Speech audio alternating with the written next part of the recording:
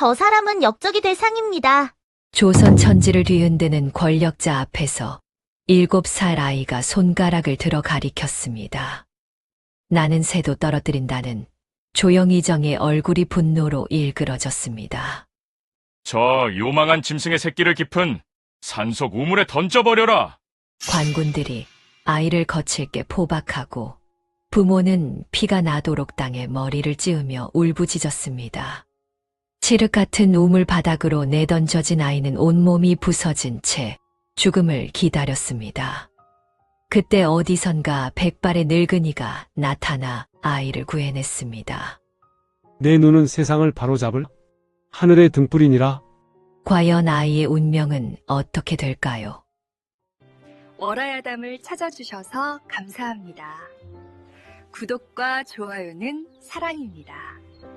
옛날 조선 팔도에 지독한 흉년이 들어 백성들의 삶이 고달프기 그지없던 시절이 있었습니다. 하늘은 비를 내리지 않았고 논바닥은 거북등처럼 발라졌으며 굶주린 백성들은 나무 껍질과 풀뿌리로 겨우 연명하던 참혹한 때였지요. 이 무렵 어느 깊은 산골 마을에 가난한 소장농 부부가 살고 있었습니다. 평생을 남의 땅을 부치며 허리 한 번 제대로 펴지 못한 이 부부에게는 늦둥이 아들이 하나 있었으니 그 아이의 이름은 칠성이었습니다. 북두칠성이 유난히 밝게 빛나던 밤에 태어났다 하여 붙여진 이름이었지요. 칠성이는 태어날 때부터 남다른 구석이 있었습니다. 갓난 아기가 을에 그러하듯 울음을 터뜨려야 할 순간에도 이 아이는 울지 않았습니다. 대신 동그란 눈을 말똥말똥 뜨고서 주위 사람들의 얼굴을 하나하나 뚫어지게 쳐다보곤 하였지요. 산파 할머니는 기이하다며 고개를 갸웃거렸고 부모는 아이가 병이 든 것은 아닌지 가슴을 졸였습니다. 세월이 흘러 칠성이가 말문을 트기 시작하자 마을 사람들은 슬슬 이 아이를 피하며 두려워하기 시작했습니다. 칠성이가 사람의 얼굴만 보고도 그 사람의 과거와 다가올 흉사를 귀신같이 맞추어냈기 때문이었습니다. 처음에는 우연의 일치련이 여겼던 마을 사람들도 그 우연이 10번, 20번 거듭되자 근골이 서늘해지지 않을 수 없었지요. 어느 봄날 저녁이었습니다. 이웃집 김서방이 외양간에서 소에게 여물을 주려고 나서는 길의 마당에서 놀고 있던 칠성이와 마주쳤습니다. 칠성이는 김서방의 얼굴을 물끄러미 올려다보더니 대뜸 이렇게 말하는 것이었습니다. 아재, 오늘 밤엔 소 외양간 근처에 가지 마셔요. 김서방은 코웃음을 쳤습니다. 7살배기 꼬마의 말을 누가 귀담아 듣겠습니까? 그는 별것 아니라는 듯 손을 내저으며 외양간으로 향했지요. 그런데 그날 밤 갑자기 거센 바람이 불어닥치더니 사가 있던 외양간 석가래가 와르르 무너져 내린 것이었습니다. 김서방은 간발의 차이로 목숨을 건졌으나 그 뒤로 칠성이만 보면 질겁을 하며 피해 다니게 되었습니다. 이런 일이 한두 번이 아니었습니다. 이웃 마을에서 혼담이 오간 어여쁜 처녀가 있었는데 칠성이가 그 처녀의 얼굴을 보더니 고개를 절레절레 흔들며 중얼거렸습니다. 저 처녀는 얼굴에 과부살이 끼었네. 이 한마디가 바람을 타고 퍼지자 혼담은 순식간에 깨어졌고 분노한 처녀의 아버지가 칠성이네 집에 찾아와 행패를 부리는 소동까지 벌어졌습니다. 칠성이의 부모는 땅이 꺼지도록 절을 하며 용서를 빌어야 했지요. 그때부터 마을 사람들은 칠성이를 귀신씬 아이라 부르기 시작했습니다. 재수 없는 놈, 요망한 것이라며 돌을 던지고 침을 뱉는 이들도 있었습니다. 아이들은 칠성이와 놀아주지 않았고 어른들은 그를 마주치면 고개를 돌렸습니다. 칠성이가 우물가에 나타나면 빨래하던 아낙네들이 일제히 자리를 피했고 장터에 가면 상인들이 물건을 팔지 않으려 했습니다. 칠성이의 부모는 아들의 입을 틀어막으며 눈물을 삼켰습니다. 어머니는 칠성이의 손을 꼭 잡고 간곡히 타일렀습니다. 칠성아, 내 눈에 무엇이 보이든 입 밖에 내지 말거라. 사람들이 무서워한단다. 그러나 칠성이의 눈에 보이는 진실을 거짓으로 덮을 수는 없었습니다. 아이는 보이는 것을 보이지 않는 척할 수가 없었고, 알게 된 것을 모르는 척 외면할 수가 없었습니다. 그것은 타고난 천성이자 어찌할 수 없는 숙명과도 같은 것이었지요. 밤마다 칠성이는 남몰래 서러운 눈물을 흘렸습니다. 자신이 왜 이런 저주받은 능력을 타고났는지 알 수가 없었습니다. 그저 보이는 대로 말했을 뿐인데 왜 사람들은 자신을 미워하는 것일까요? 왜 돌을 던지고 침을 뱉는 것일까요? 차라리 아무것도 보이지 않는 평범한 아이로 태어났다면 얼마나 좋았을까요? 그러던 어느 날이었습니다. 마을에 전례 없는 거대한 그림자가 들이오기 시작한다는 소문이 돌기 시작했습니다.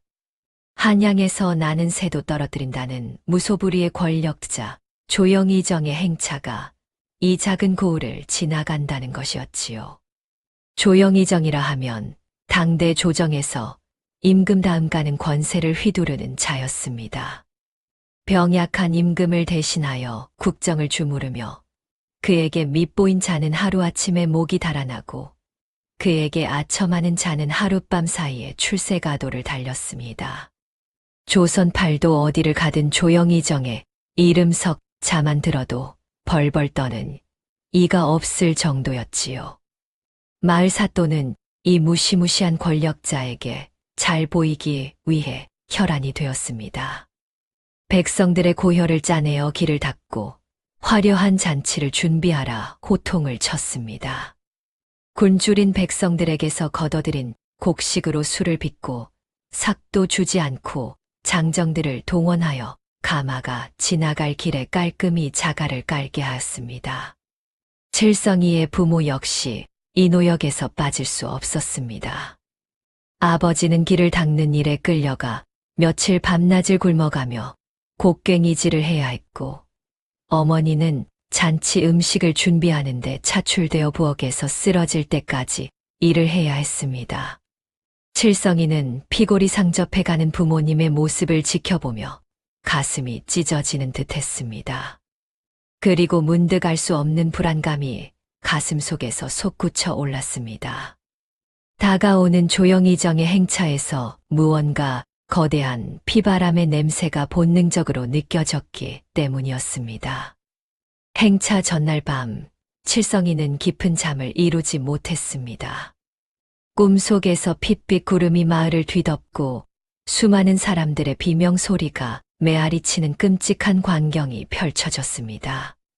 아이는 식은땀에 젖은 채 벌떡 일어나 창밖을 내다보았습니다. 어둠 속에서 북두칠성이 유난히 붉게 빛나고 있었지요. 대체 조영이정의 얼굴에는 어떤 끔찍한 운명이 쓰여 있길래 칠성이가 이토록 몸서리치는 것일까요? 그리고 이 가난한 소장농의 아들과 천하의 권력자 사이에 어떤 인연의 실타래가 엮여 있는 것일까요?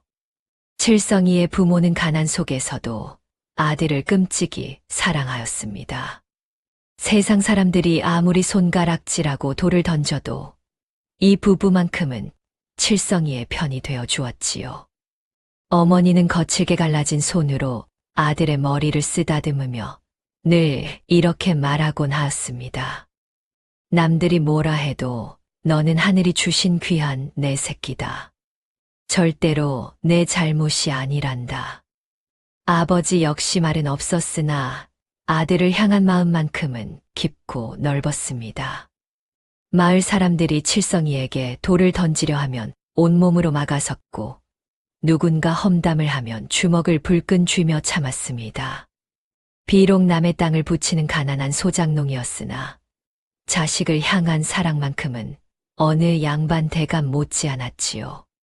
칠성이는 이런 부모님이 있기에 세상의 모진 비난 속에서도 버틸 수 있었습니다. 아무리 힘든 일이 있어도 집에 돌아와 어머니의 품에 안기면 마음이 편안해졌고 아버지의 넓은 등을 보면 든든한 힘이 솟았습니다. 가진 것은 없어도 사랑만은 넘쳐나는 집이었지요. 그러나 조영희정의 행차가 다가올수록 이 작은 가정에도 먹구름이 짙게 들이오기 시작했습니다. 부모님은 연일 노역에 시달리며 점점 수척해져 갔고 칠성이는 홀로 빈집을 지키며 불안한 나날을 보내야 했습니다. 이 무렵 장면을 한양편전으로 옮겨보겠습니다. 궁궐 깊숙한 곳, 용상 아래에서 병약한 임금을 대신해 국정을 주무르는 한 사내가 있었으니 그가 바로 조영희정이었습니다. 그의 나이 60을 바라보고 있었으나 야심만큼은 젊은이 못지않게 불타오르고 있었지요. 조영희정은 겉으로는 충신인 척 가면을 쓰고 있었습니다. 임금 앞에서는 누구보다 공손히 절을 올렸고 대신들 앞에서는 나라를 걱정하는 척 한숨을 내쉬었습니다. 그러나 그 속내는 시커먼 야욕으로 가득 차 있었으니 다름 아닌 왕좌를 차지하려는 역심이었습니다. 그는 병약한 임금이 하루빨리 승하하기만을 기다리고 있었습니다. 임금에게는 아직 어린 세자가 있었으나 세자가 장성하기 전에 자신이 권력을 완전히 장악하면 왕위를 찬탈하는 것쯤은 식은 죽 먹기라 여겼지요. 이미 조정의 요직은 자신의 사람들로 채워놓았고 궁궐의 금군마저 자신의 눈치를 살피는 지경이었습니다.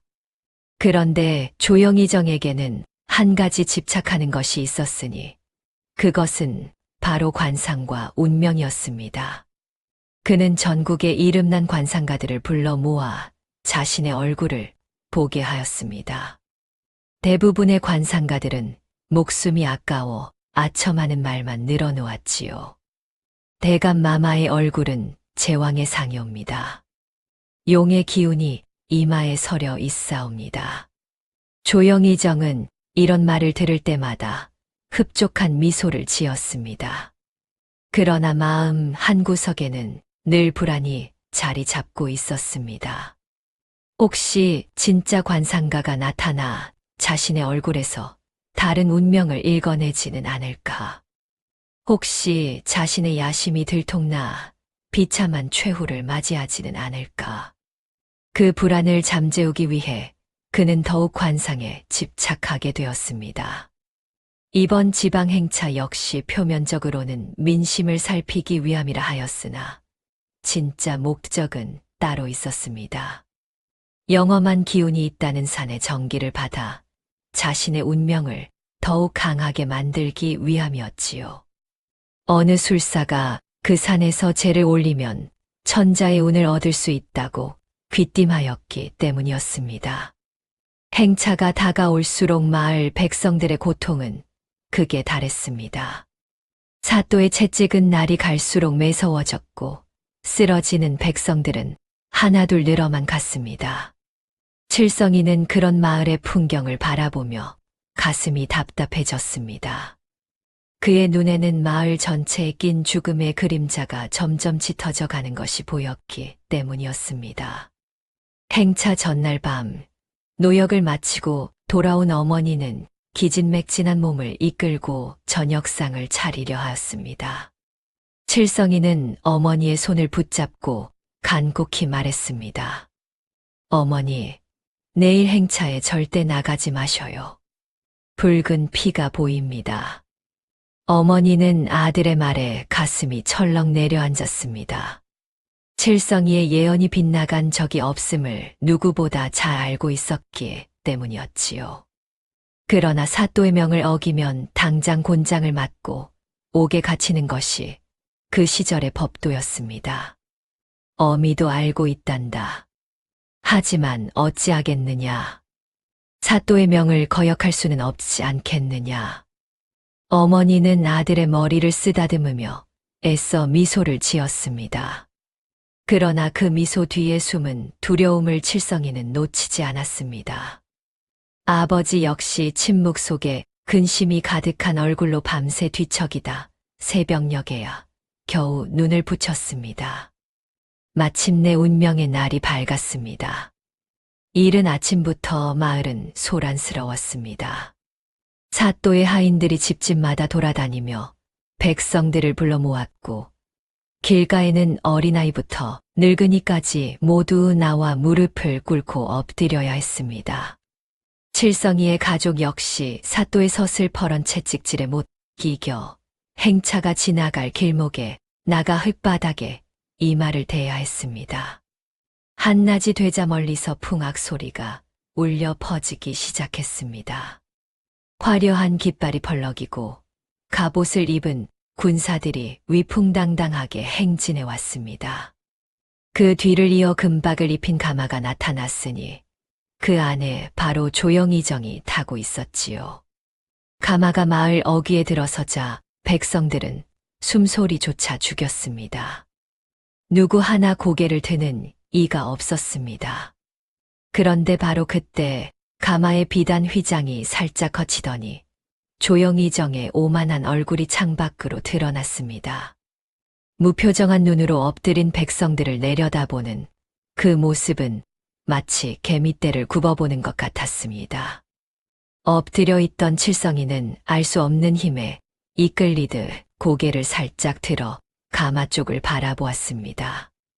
그리고 조영이정의 얼굴을 정면으로 마주하게 되었지요. 그 순간 칠성이의 동공이 심하게 흔들리기 시작했습니다. 숨이 가빠지고 온몸에 소름이 돋았습니다. 조영이정의 이마와 눈매에서 수많은 사람의 피가 강물을 이루는 끔찍한 환영이 보였기 때문이었습니다. 비명을 지르며 쓰러지는 사람들, 불타는 가옥들, 피로 물든 궁궐의 모습이 겹쳐 보였습니다. 칠성이는 지금껏 숱한 흉상을 보아왔으나 이토록 참혹한 광경은 난생 처음이었습니다. 칠성이는 억누를 수 없는 기운에 이끌려 자신도 모르게 자리에서 벌떡 일어나고 말았습니다. 주위에서 놀란 숨소리가 새어나왔습니다. 사또와 관군들이 기겁하여 칼을 빼들었고 행차가 멈춰 섰습니다. 그리고 가마 안에서 조영이정의 싸늘한 시선이 7살 칠성이에게 천천히 꽂혔습니다. 일촉즉발의 위기가 고요한 마을을 뒤덮었습니다. 아무도 숨을 쉬지 못했고 시간이 멈춘 듯 했습니다. 정적을 깨뜨린 것은 사또의 우레 같은 호통이었습니다. 내 이놈, 감히 어느 안전이라고 고개를 쳐드느냐. 사또는 얼굴이 시뻘겋게 달아올라 금방이라도 칠성이를 때려 죽일 기세였습니다. 조영이정 앞에서 이런 불상사가 벌어졌으니 자신의 목이 달아날 판이라 여겼기 때문이었지요. 관군들이 우르르 달려들어 칠성이를 둘러쌌습니다. 그러나 칠성이는 두려움에 움츠러들기는커녕 오히려 한 발짝 앞으로 나섰습니다. 그 맑고 또렷한 눈동자에는 흔들림이라고는 찾아볼 수 없었습니다.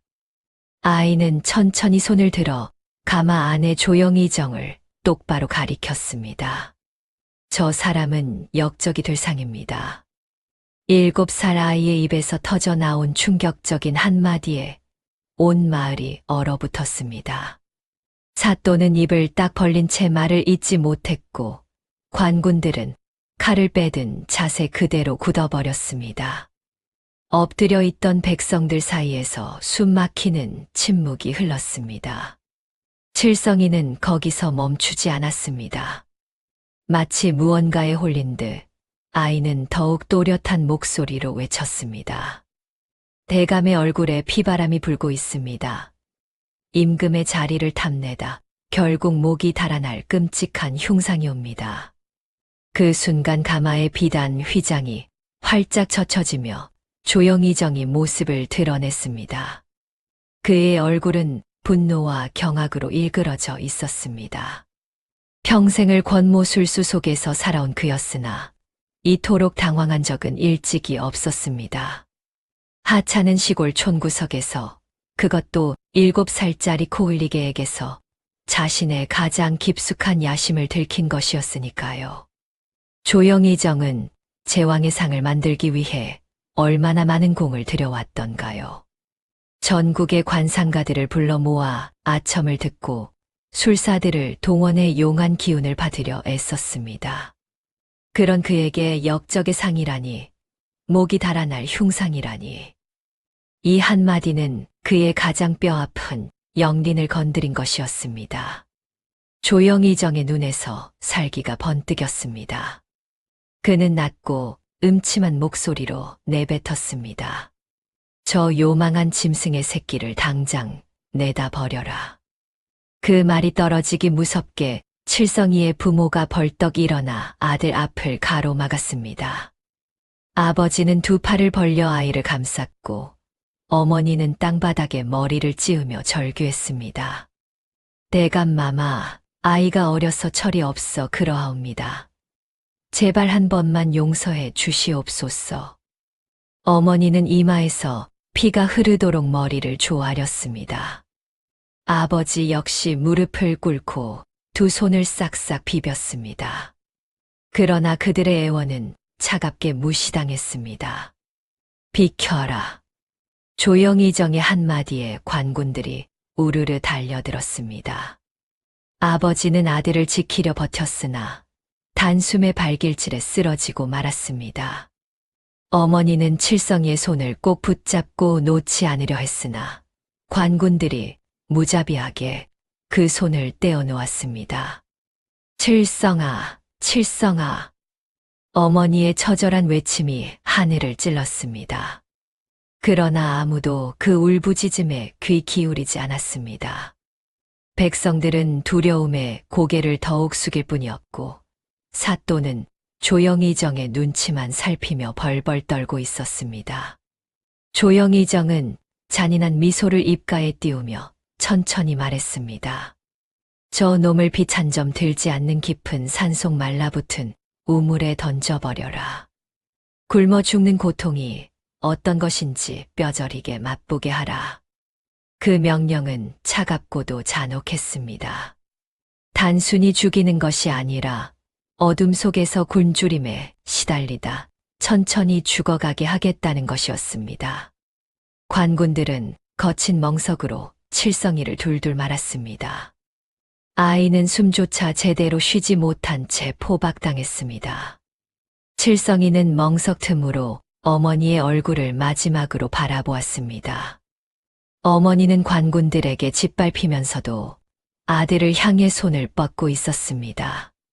아버지는 피를 흘리며 쓰러진 채로 아들의 이름을 부르고 있었습니다. 그 모습이 칠성이의 가슴에 불에 달군 인두처럼 깊이 새겨졌습니다. 관군들은 칠성이를 말해 실어 첩첩산중으로 끌고 갔습니다. 한나절을 달려 인적이 끊긴 깊은 산골짜기에 이르렀습니다. 그곳에는 오래전에 말라붙어 아무도 찾지 않는 낡은 우물이 하나 있었습니다. 이 정도면 되겠지. 관군 하나가 우물 안을 들여다보며 중얼거렸습니다. 돌을 하나 집어 던지니 한참 뒤에야 바닥에 부딪히는 소리가 희미하게 들려왔습니다. 그만큼 깊고 어두운 우물이었습니다. 관군들은 아무런 거리낌 없이 멍석에 말린 칠성이를 짐짝처럼 들어 올렸습니다. 그리고 그대로 우물 속으로 던져버렸습니다. 칠성이의 작은 몸이 어둠 속으로 곤두박질 쳤습니다. 꺄! 비명 소리가 우물 안에서 메아리 쳤습니다. 쿵 하는 둔탁한 소리가 들리고는 이내 고요해졌습니다. 관군들은 대수롭지 않다는 듯 손을 털며 돌아섰습니다. 가자. 해가 지기 전에 돌아가야지. 그들은 웃으며 산을 내려갔습니다. 뒤에는 적막한 산속, 캄캄한 우물만이 남았습니다. 우물 바닥에 떨어진 칠성이는 온몸에 멍이 들고 여기저기 뼈가 부러진 채 쓰러져 있었습니다. 다행히 우물 바닥에 수십 년간 쌓인 낙엽과 흙이 쿠션이 되어 목숨은 붙어 있었습니다. 그러나 칠흑 같은 어둠 속에서 아이는 꼼짝도 할 수 없었습니다. 입에서 비린 피가 흘러나왔습니다. 온몸이 찢어지듯 아팠습니다. 그러나 육신의 고통보다 더 괴로운 것은 마음의 상처였습니다. 어머니의 피 묻은 얼굴이, 아버지의 절규하는 목소리가 귓가에서 떠나지 않았습니다. 칠성이는 어둠 속에서 눈물을 흘렸습니다. 하늘에서 내려준 이 눈이 왜 자신에게 이토록 참혹한 운명을 가져다 준 것일까요? 그저 보이는 대로 말했을 뿐인데 왜 이런 벌을 받아야 하는 것일까요? 시간이 얼마나 흘렀을까요? 목이 타들어갔고 배에서는 꼬르륵 소리가 났습니다. 추위가 뼛속까지 파고들었습니다. 아이는 점점 의식이 흐려져 갔습니다. 이것이 칠성이의 마지막인 것일까요?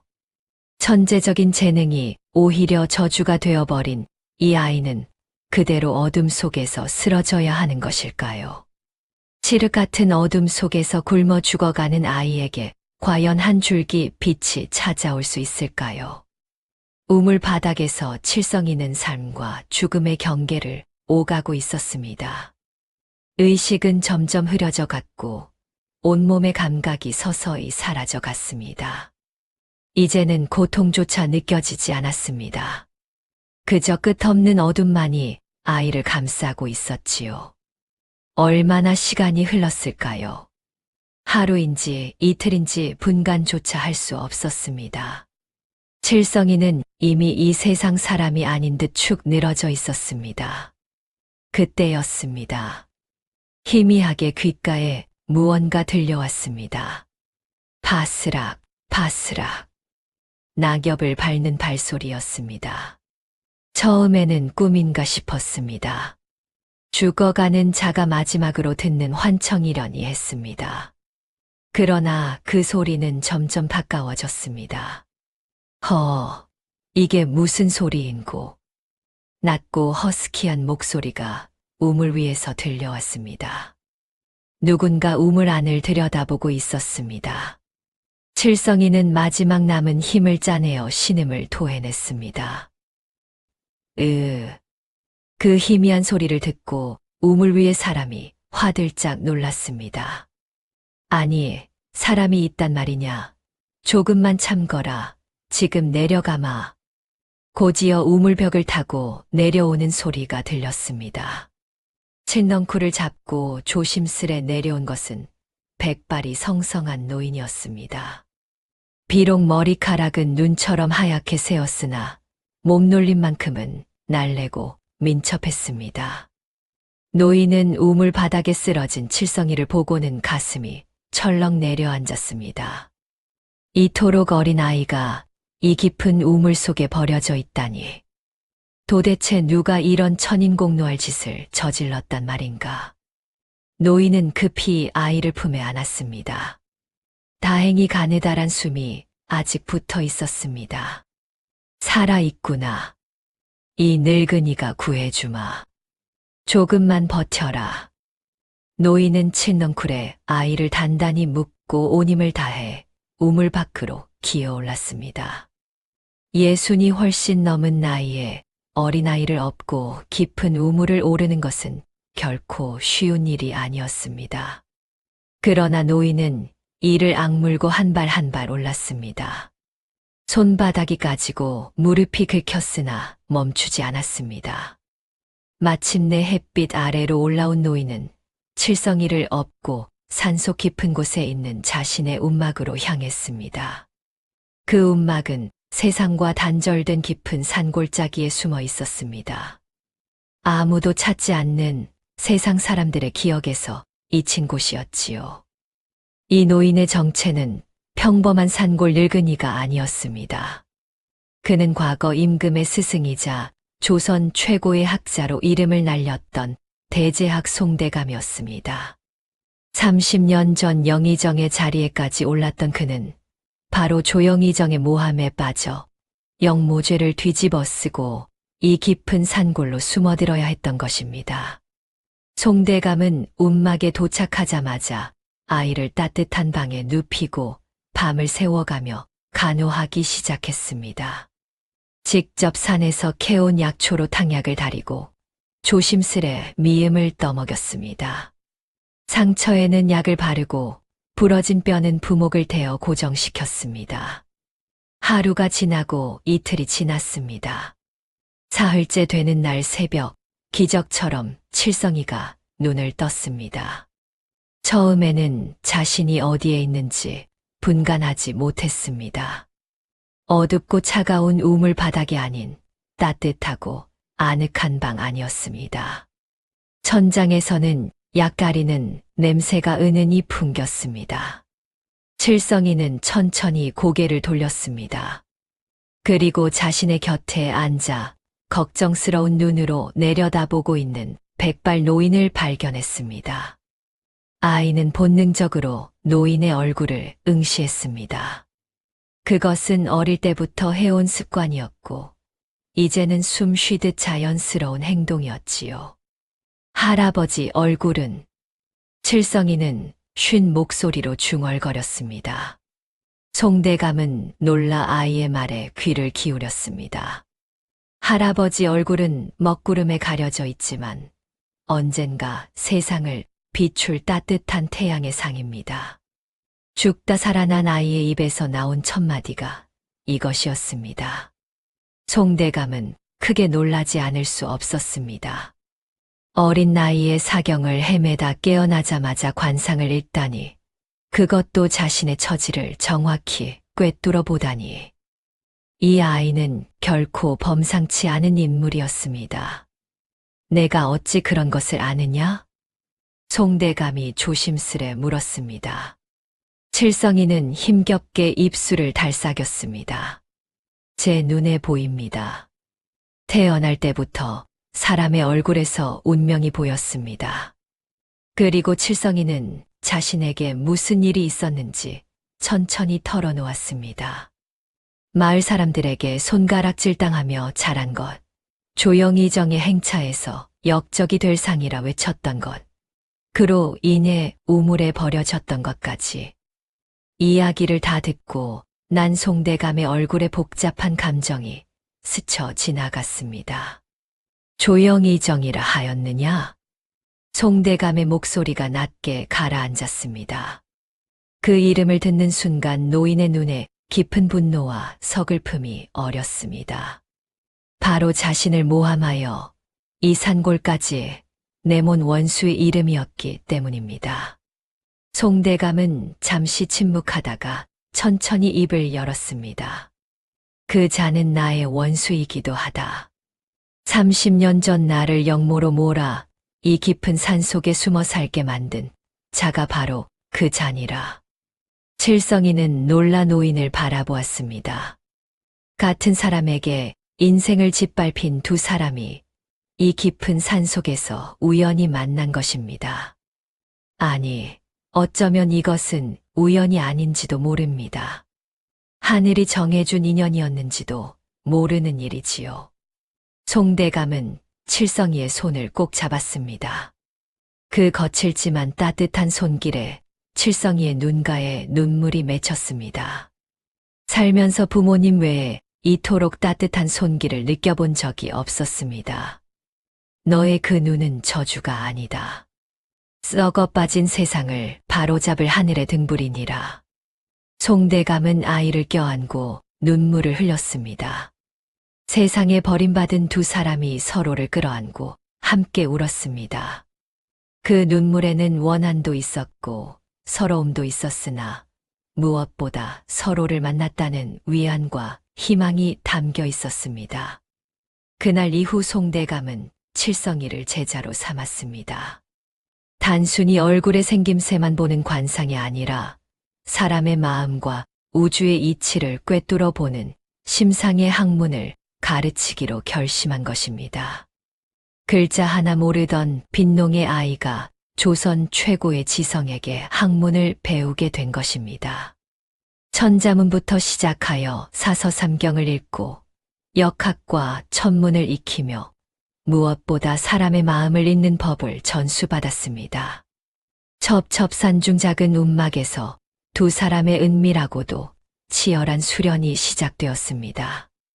아직 어린 칠성이는 배움에 목말라 있었고 송대감은 자신의 모든 것을 아이에게 쏟아부었습니다.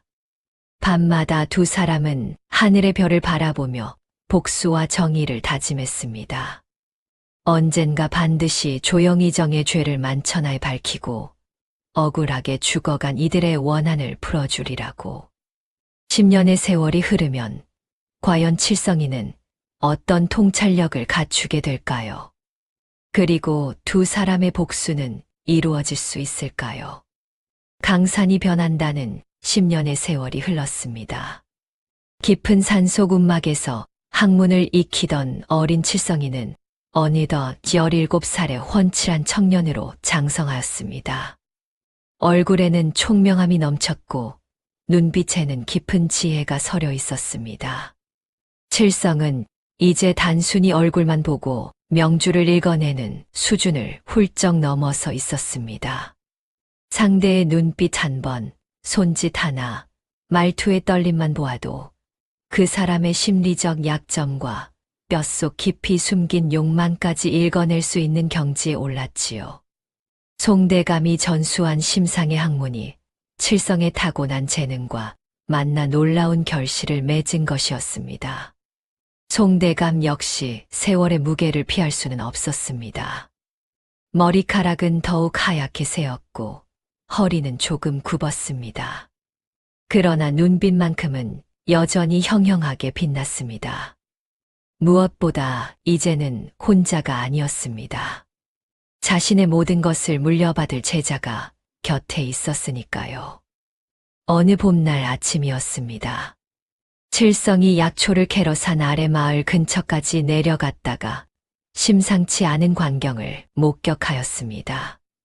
마을 어귀에서 사람들이 웅성거리고 있었는데 그 한가운데서 한 여인이 땅바닥에 엎드려 통곡하고 있었습니다. 제발 살려주십시오. 이 땅은 남편이 피땀 흘려 읽은 것이옵니다.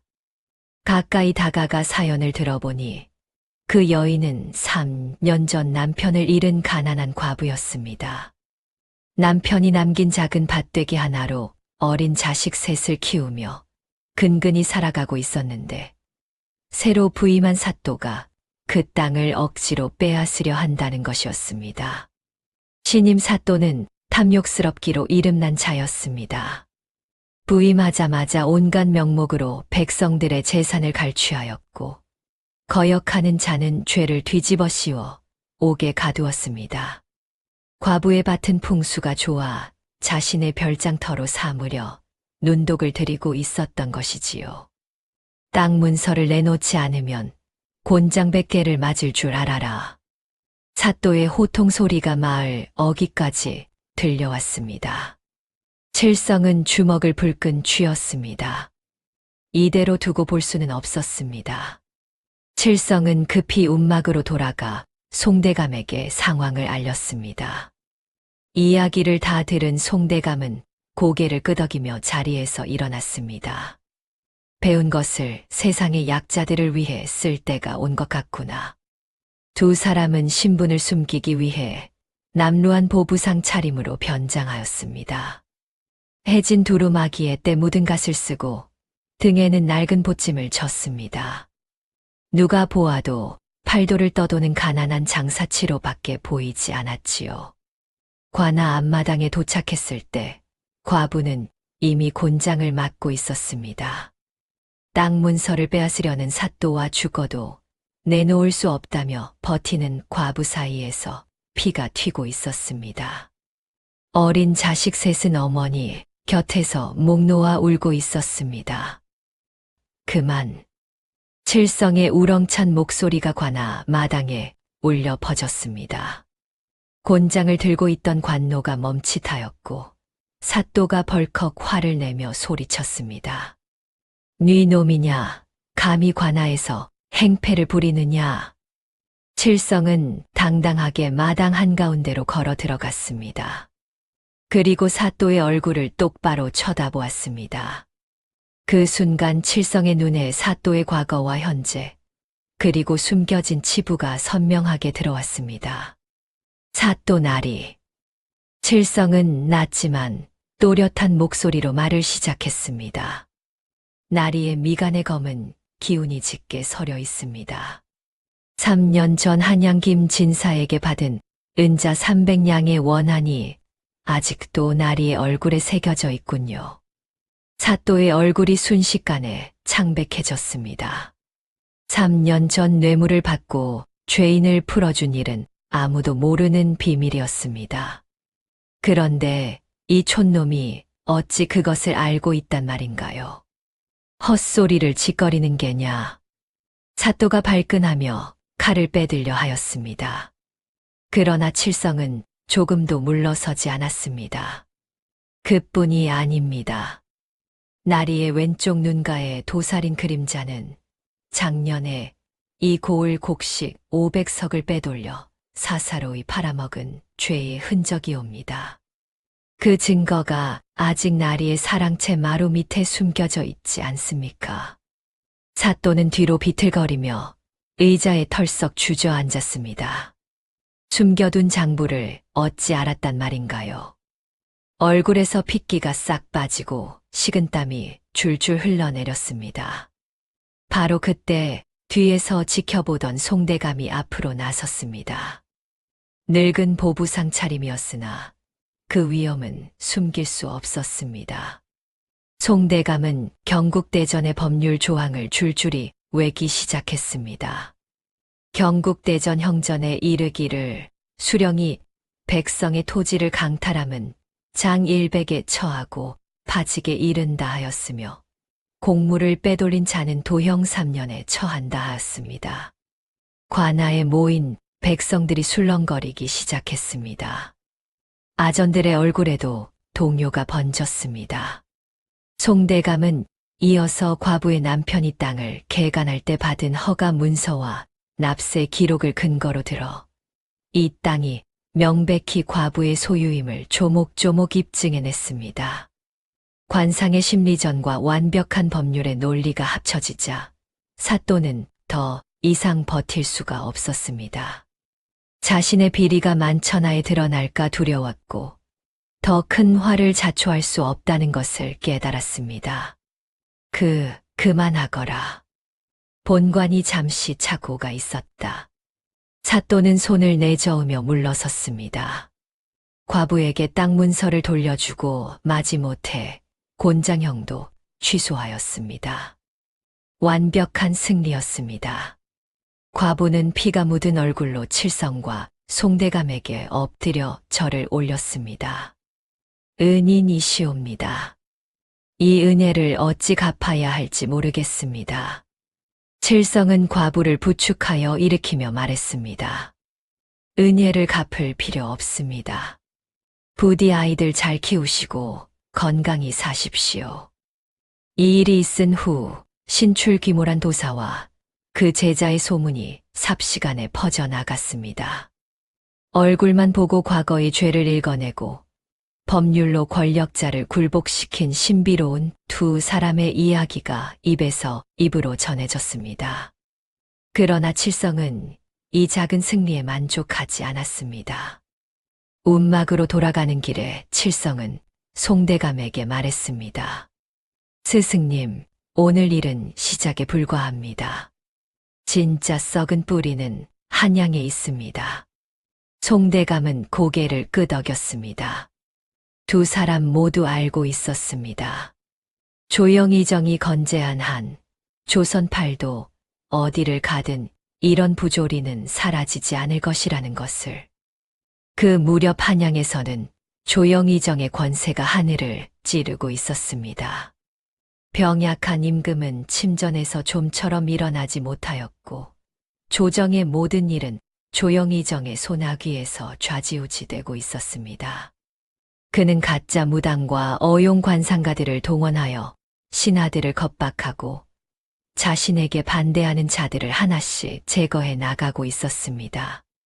마침내 칠성과 송대감은 결심하였습니다. 10년간의 수련을 마치고 이제 한양으로 향할 때가 되었다고. 조영이정을 무너뜨리고 억울한 원한을 풀기 위한 험난한 여정이 시작되는 것이었습니다. 두 사람은 보따리를 꾸리고 움막을 나섰습니다. 10년을 함께한 산을 뒤로하고 한양을 향한 먼 길에 올랐습니다. 그 길 위에서 두 사람은 뜻밖의 인연을 만나게 될 터인데, 과연 한양으로 가는 길목에서 마주친 초라한 선비의 정체는 무엇일까요? 한양을 향해 가는 길은 멀고도 험했습니다. 칠성과 송대감은 낮에는 걷고 밤에는 주막에서 쉬며 조금씩 북쪽으로 올라갔습니다. 두 사람은 여전히 남루한 보부상 차림이었습니다. 세상 사람들의 눈에는 그저 팔도를 떠도는 가난한 장사치로 보였을 것입니다. 며칠째 걷던 어느 해질녘이었습니다. 두 사람은 고갯마루 아래 외진 곳에 자리 잡은 허름한 주막에 들어섰습니다.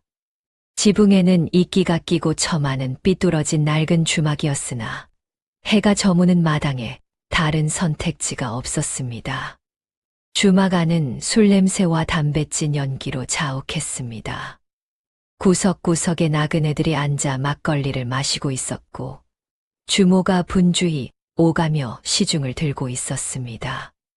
칠성과 송대감은 한쪽 구석에 자리를 잡고 국밥을 시켰습니다. 그런데 주막 한가운데서 소란이 벌어지고 있었습니다. 험상궂게 생긴 산에 대여섯 명이 한 늙은 선비를 애워싸고 시비를 걸고 있었던 것입니다. 그 선비는 해진 도포에 때 묻은 갓을 쓰고 있었는데 행색이 하도 초라하여 거지와 다를 바가 없어 보였습니다. 야, 이 늙은이가 술값을 안 내겠다고? 우두머리로 보이는 사내가 선비의 멱살을 움켜쥐었습니다. 선비는 버둥거리며 말했습니다. 잠깐만 기다리게. 지금 당장은 없으나 곧 갚겠네. 갚긴 뭘 갚아. 거지 발싸개 같은 주제에 술을 퍼먹어. 사내가 주먹을 치켜들었습니다. 그러자 다른 불량배들이 일제히 선비를 둘러싸고 발길질을 퍼붓기 시작했습니다. 늙은 선비는 머리를 감싸고 바닥에 웅크렸으나 무자비한 폭행은 계속되었습니다. 주막 안의 사람들은 고개를 돌리고 못 본 척했습니다. 저 불량배들이 이 근방에서 행패를 부리는 건달패라는 것을 알고 있었기 때문입니다. 괜히 나섰다가 봉변을 당할까 두려웠던 것이지요. 그러나 칠성의 눈빛은 달랐습니다. 그는 맞고 있는 선비의 얼굴을 유심히 바라보았습니다. 옷차림은 거지 발싸개 같았으나 그 얼굴에서 뿜어져 나오는 기운은 결코 범상치 않았습니다. 특히 눈썹 사이에 깃든 푸른빛이 칠성의 눈에 선명하게 들어왔습니다. 스승님, 칠성이 낮은 목소리로 말했습니다. 저 선비의 관상이 심상치 않습니다. 옷차림은 초라하나 눈썹 사이에 용을 호위하는 푸른 호랑이의 기운이 깃들어 있습니다. 송대감은 고개를 끄덕였습니다. 제자의 눈이 틀린 적이 없음을 알고 있었기 때문입니다. 두 사람은 자리에서 일어나 불량배들 쪽으로 다가갔습니다. 그만들 하시오. 칠성의 침착한 목소리에 불량배들이 멈칫하며 고개를 돌렸습니다. 뭐야, 너는 또 뭔데? 우두머리가 12조로 칠성을 노려보았습니다. 칠성은 조금도 물러서지 않고 우두머리의 눈을 똑바로 쳐다보았습니다. 형씨의 눈 밑에 어둠이 드리워져 있구려.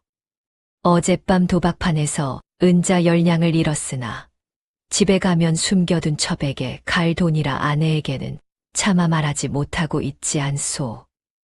우두머리의 얼굴이 굳어졌습니다. 어떻게 그것을 알고 있단 말인가요? 칠성은 다른 불량배들에게도 눈길을 돌렸습니다.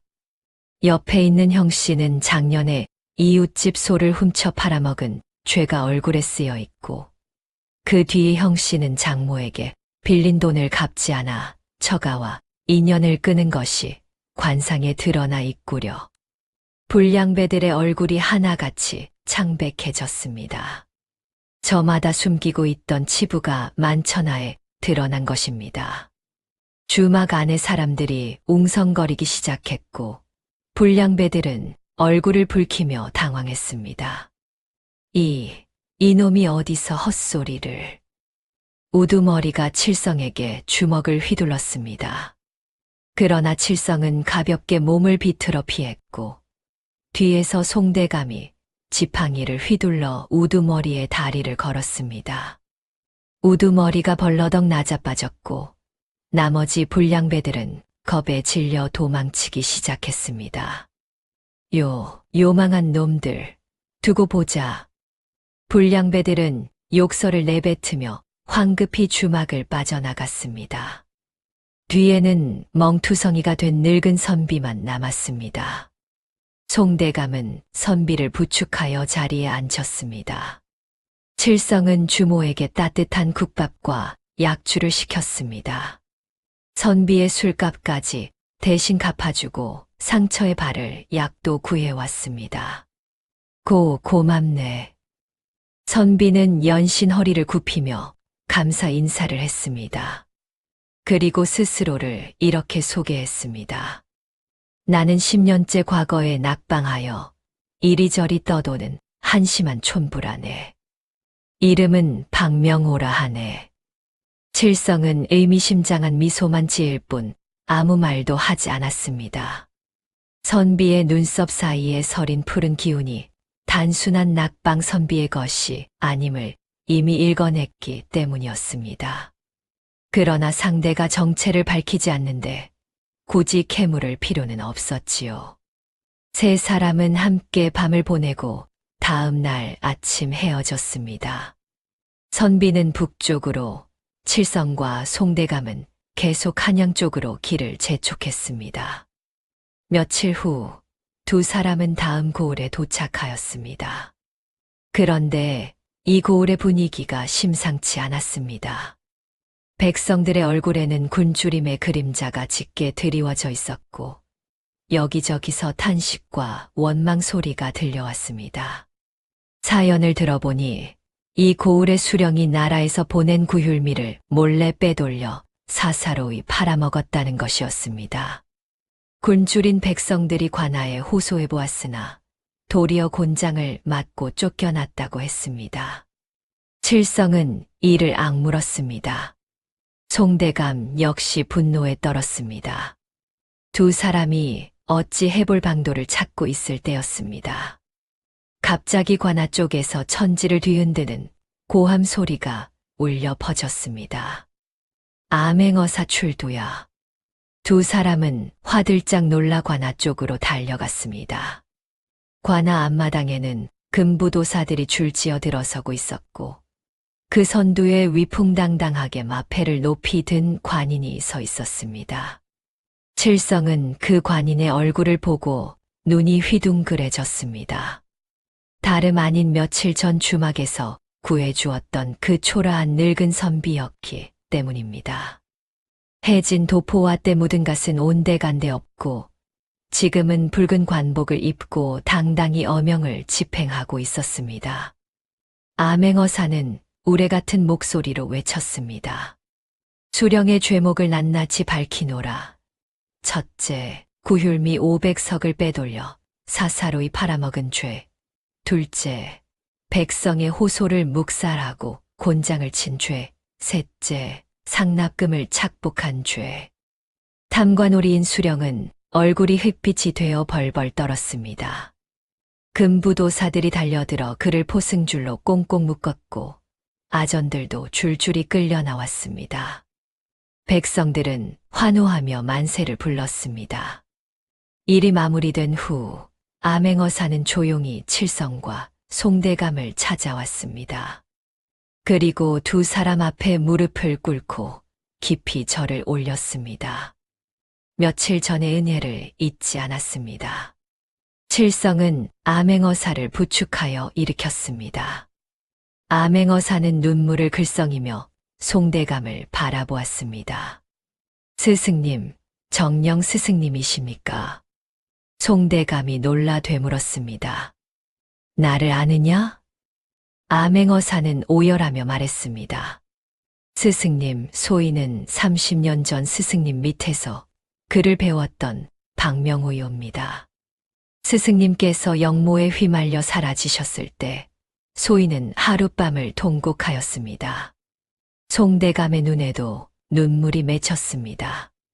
30년 전 자신이 가르쳤던 수많은 제자 중 한 명이었습니다. 그 어린 선비가 이제 임금의 눈과 귀가 되어 암행어사로 팔도를 돌고 있었던 것입니다. 암행어사는 주위를 살피며 목소리를 낮추었습니다. 스승님, 한양의 사정이 심각하옵니다. 임금의 눈과 귀가 조영이정에게 완전히 가려져 있사옵니다. 중신들은 하나둘 제거되고 조정은 간신들로 가득 차 있습니다. 임금께서는 병환이 깊어 침전에서 일어나지 못하시고 탕양마저 조영이정의 사람이 관장하고 있사옵니다. 칠성과 송대감의 얼굴이 굳어졌습니다. 암행어사는 두 사람의 손을 붙잡으며 간청했습니다. 스승님, 그리고 함께 하시는 젊은 도령, 소인과 함께하여 주십시오. 조영이정을 무너뜨리고 나라를 바로 세우는 일에 힘을 보태 주십시오. 천군만마를 얻은 세 사람은 굳게 손을 맞잡았습니다. 이제 한양을 향한 마지막 여정이 시작되는 것이었습니다. 과연 세 사람은 철통같이 지켜진 조영이정의 아성을 어떻게 뚫고 들어갈 수 있을까요? 암행어사 박명호의 합류로 힘을 얻은 칠성 일행은 마침내 한양 도성에 입성하였습니다.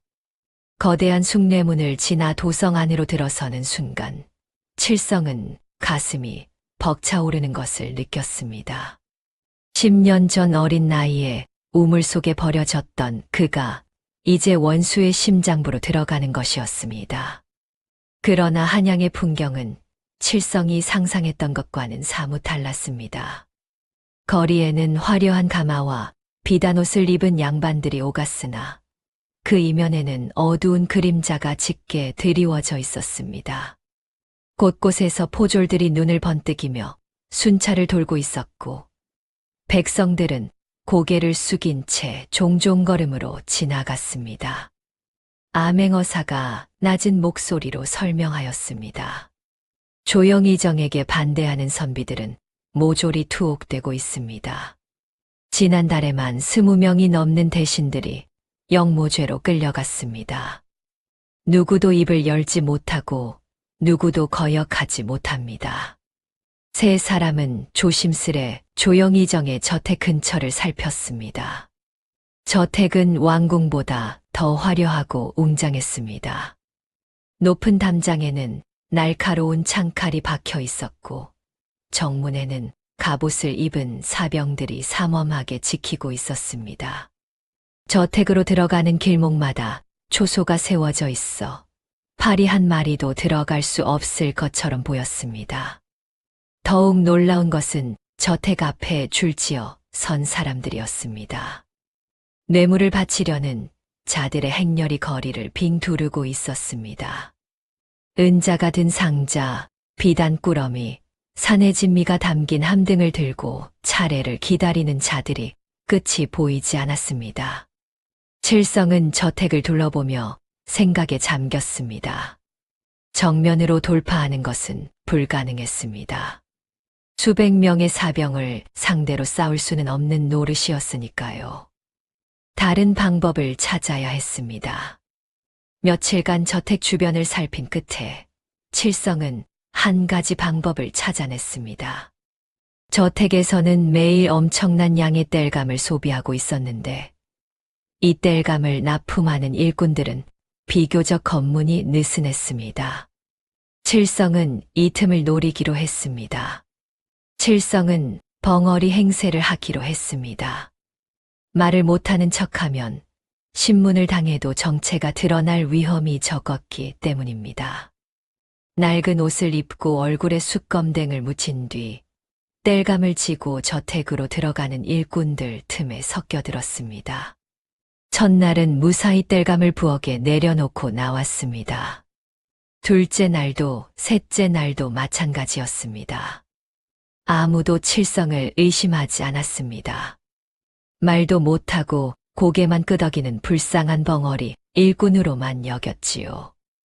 낮에는 묵묵히 마당을 쓸고 땔감을 나르면서 칠성은 저택의 구조를 파악해 나갔습니다. 어디에 무엇이 있는지, 누가 언제 어디로 다니는지, 경비가 허술한 곳은 어디인지를 꼼꼼히 기억해 두었습니다. 밤에는 몰래 빠져나와 송대감과 암행어사에게 정보를 전달했습니다. 그러던 어느 날 밤이었습니다. 칠성이 부엌 근처에서 일하고 있을 때 뜻밖의 대화가 귓가에 들려왔습니다. 저택의 수아들이 은밀하게 속삭이고 있었습니다. 임금의 탕약에 또 넣으라 하셨단다.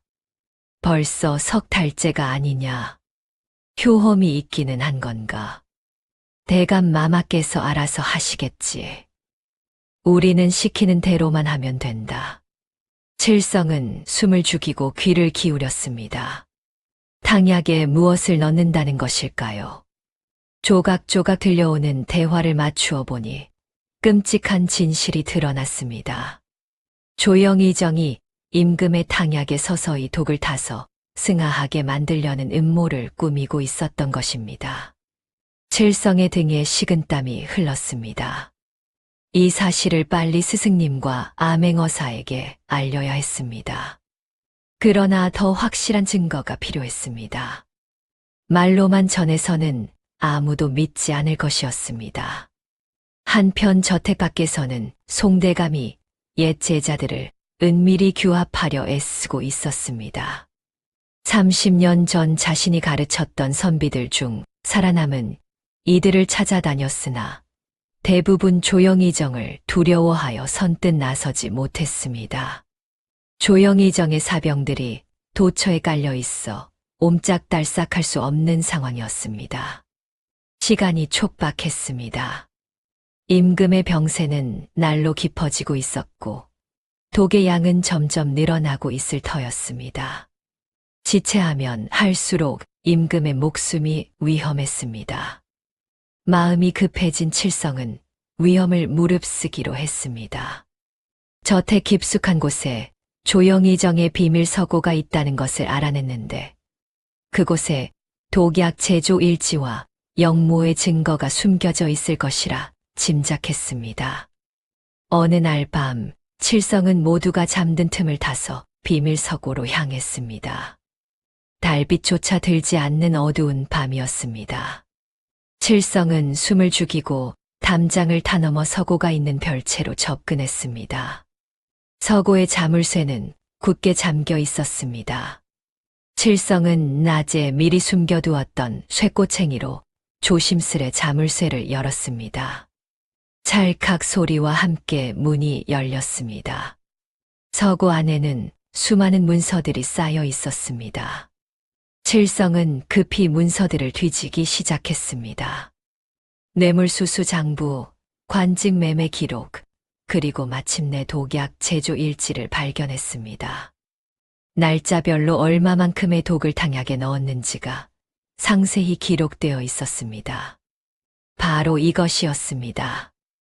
이 문서만 있으면 조영의정을 역적으로 몰아 처단할 수 있었습니다. 칠성은 문서를 품 안에 넣으려 했습니다. 바로 그 순간이었습니다. 거기 누구냐? 뒤에서 날카로운 호통 소리가 들려왔습니다. 횃불을 든 무사 셋이 서고 입구를 막아서고 있었습니다. 칠성의 그림자가 발각된 것이었습니다. 칠성은 문서를 품에 넣고 반대편 창문으로 몸을 날렸습니다. 창살을 부수고 뛰어내린 칠성은 어둠 속을 미친 듯이 달렸습니다. 뒤에서 무사들의 고함 소리와 발소리가 뒤따랐습니다. 담장을 넘고 골목을 누비며 필사적으로 도주했습니다. 그러나 저택의 경비는 촘촘했고 사병들이 사방에서 몰려들었습니다. 결국 한 골목에서 막다른 길에 부딪히고 말았습니다.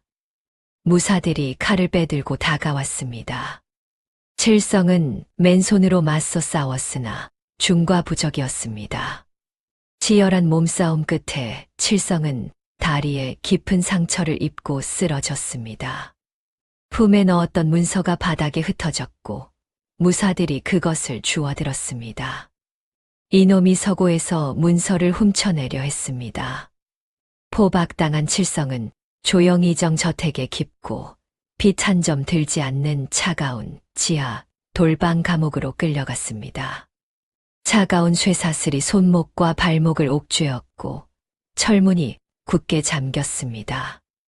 어둠 속에 홀로 남겨진 칠성은 10년 전 우물 바닥에서의 기억이 떠올랐습니다. 그때도 이토록 어둡고 차갑고 외로웠습니다. 그러나 그때는 겨우 7살이었고 지금은 17이었습니다. 그리고 그때는 혼자였으나 지금은 스승님과 동지들이 있었습니다. 소식을 들은 송대감과 암행어 사는 발을 동동 굴렀습니다. 그러나 사병이 수백 명인 저택을 섣불리 칠 수는 없었습니다. 지금 무작정 쳐들어갔다가는 모두 함께 죽음을 면치 못할 것이었습니다. 한편 지하 감옥에서는 철문이 열리는 소리가 들렸습니다. 횃불빛이 어둠을 갈랐고 화려한 관복을 입은 사내가 천천히 걸어 들어왔습니다. 조영이정이었습니다. 그의 입가에는 섬뜩한 미소가 걸려 있었습니다. 10년 만에 자신을 우물에 던져 죽이려 했던 철천지원수와 피할 수 없는 독대가 시작되었습니다. 서늘한 지하 감옥의 공기가 칠성의 피부를 찔렀습니다. 과연 칠성은 이 절망적인 상황을 어떻게 역전시킬 수 있을까요? 어둡고 뼈가 시리도록 차가운 돌방이었습니다. 벽에서는 물이 스며들어 축축했고 천장 어딘가에서 물방울이 똑똑 떨어지는 소리가 끊임없이 울려 퍼졌습니다. 쇠사슬에 묶인 칠성은 그 소리를 들으며 10년 전 그 깜깜한 우물 바닥의 기억이 떠올랐습니다. 그때도 이렇게 어둡고 춥고 무서웠습니다. 아무것도 보이지 않는 칠흑 속에서 죽음을 기다렸던 7살짜리 아이. 그 아이가 이제 17 청년이 되어 다시 같은 어둠 속에 갇혀 있었습니다. 그러나 그때와 다른 것이 있었습니다. 이제는 두려움에 떨기만 하는 아이가 아니었습니다. 횃불을 든 조영이정이 천천히 다가왔습니다. 그의 그림자가 벽에 길게 드리워졌습니다. 조영이정은 칠성의 앞에 멈춰서서 아래를 내려다보았습니다. 그 눈에는 호기심과 잔혹함이 뒤섞여 있었습니다. 고개를 들어라. 낮고 차가운 명령이었습니다. 칠성은 천천히 고개를 들어 조영이정의 얼굴을 똑바로 쳐다보았습니다. 두 사람의 눈이 마주쳤습니다. 조영이정이 갑자기 웃음을 터뜨렸습니다. 그것은 유쾌한 웃음이 아니라 섬뜩한 웃음이었습니다. 과연 그 놈이로구나. 10년 전 그 맹랑한 꼬마 녀석이 틀림없어. 조영이정은 칠성의 턱을 거칠게 움켜쥐며 얼굴을 이리저리 돌려보았습니다. 칠성은 이를 악물고 참았습니다. 그때 분명히 깊은 산속 우물에 던져버렸거늘 어찌 살아남았느냐. 귀신이라도 씬 게냐? 칠성은 대답하지 않았습니다. 조영이정은 턱을 놓고 한 발짝 물러섰습니다. 그리고 손뼉을 쳤습니다. 밖에서 하인들이 들어와 화려한 진수성찬이 차려진 상을 들여놓았습니다. 갖은 사내진미에서 군침 도는 냄새가 풍겨왔습니다. 배가 고프겠구나. 사흘째 굶었을 테니. 조영이정은 상 앞에 앉아 천천히 젓가락을 들었습니다. 고기를 집어 입에 넣고 술을 따라 마셨습니다. 그 모습을 보며 칠성의 뱃속에서 꼬르륵 소리가 났습니다. 그러나 칠성은 눈 하나 깜빡이지 않았습니다.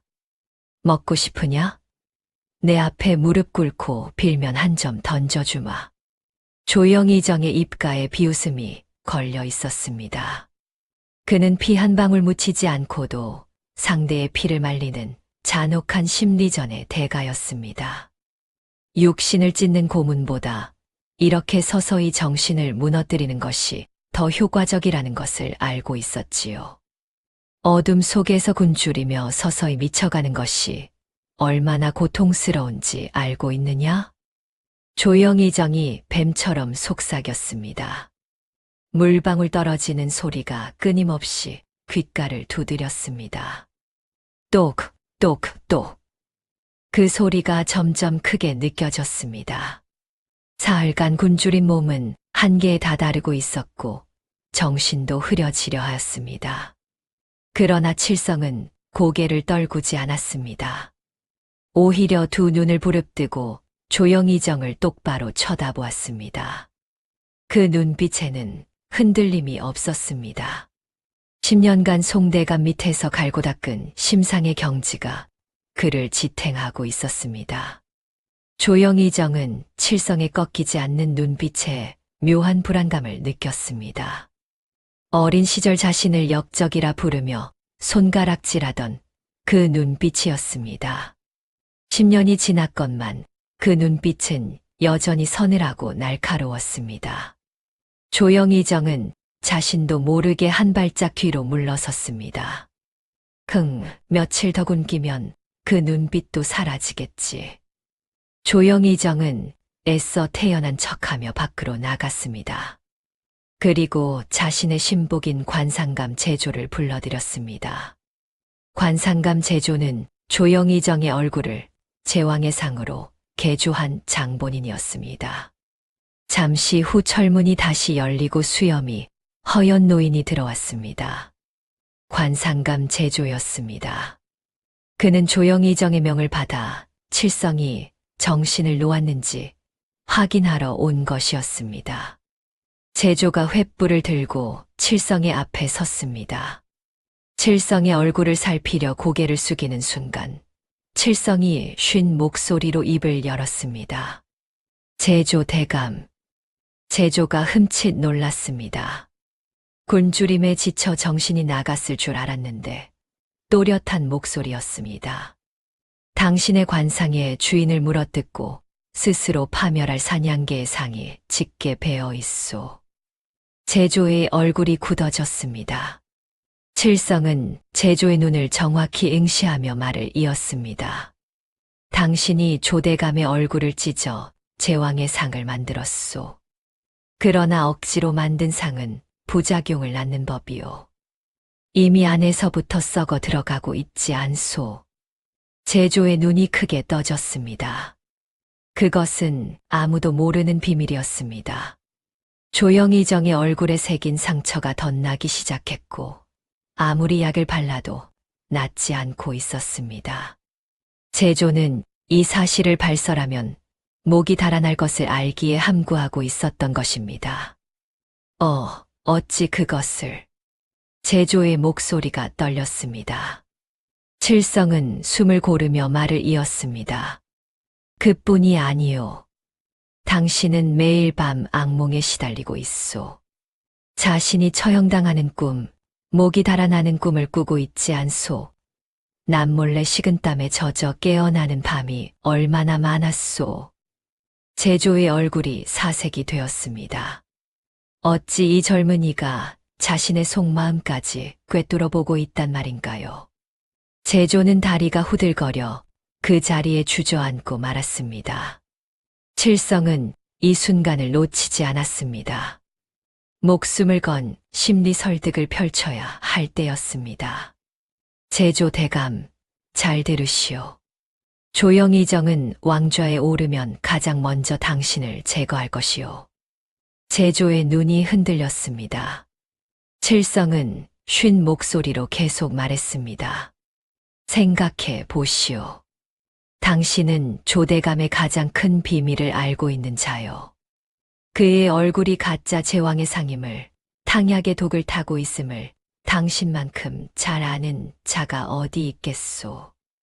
그런 당신을 살려두겠소. 제조의 얼굴에 공포가 스쳐 지나갔습니다. 칠성의 말이 옳았습니다. 조영의정은 목적을 달성하면 반드시 입막음을 위해 자신을 죽일 것이었습니다. 그것은 너무나 뻔한 수순이었건만 제조는 애써 외면하고 있었던 것입니다. 내일 아침이면 조대감의 명줄은 끝이요. 칠성의 단호한 말에 제조가 고개를 번쩍 들었습니다. 무슨 소리요? 나를 이곳에 가둔 것이 조대감의 마지막 실수요. 밖에는 암행어사가 군사를 모으고 있고 조정의 충신들이 깨어나고 있소. 조대감의 죄상을 낱낱이 밝힐 증거도 이미 확보되어 있소. 물론 과장이 섞인 말이었습니다. 그러나 제조가 그것을 확인할 방법은 없었습니다. 칠성은 흔들림 없는 눈빛으로 제조를 쏘아보며 마지막 말을 던졌습니다. 나를 돕는 것만이 당신이 살 수 있는 유일한 길이오. 나의 스승은 30년 전 영의정을 지낸 송대감이시오. 스승님의 제자라면 새 조정에서 당신의 죄를 사면받게 해줄 수 있소. 송대감의 이름을 듣는 순간 제조의 눈에 알 수 없는 빛이 떠올랐습니다. 30년 전 송대감이 영의정이었을 때 제조는 말단 관리에 불과했습니다. 그러나 송대감의 명성만큼은 익히 알고 있었습니다.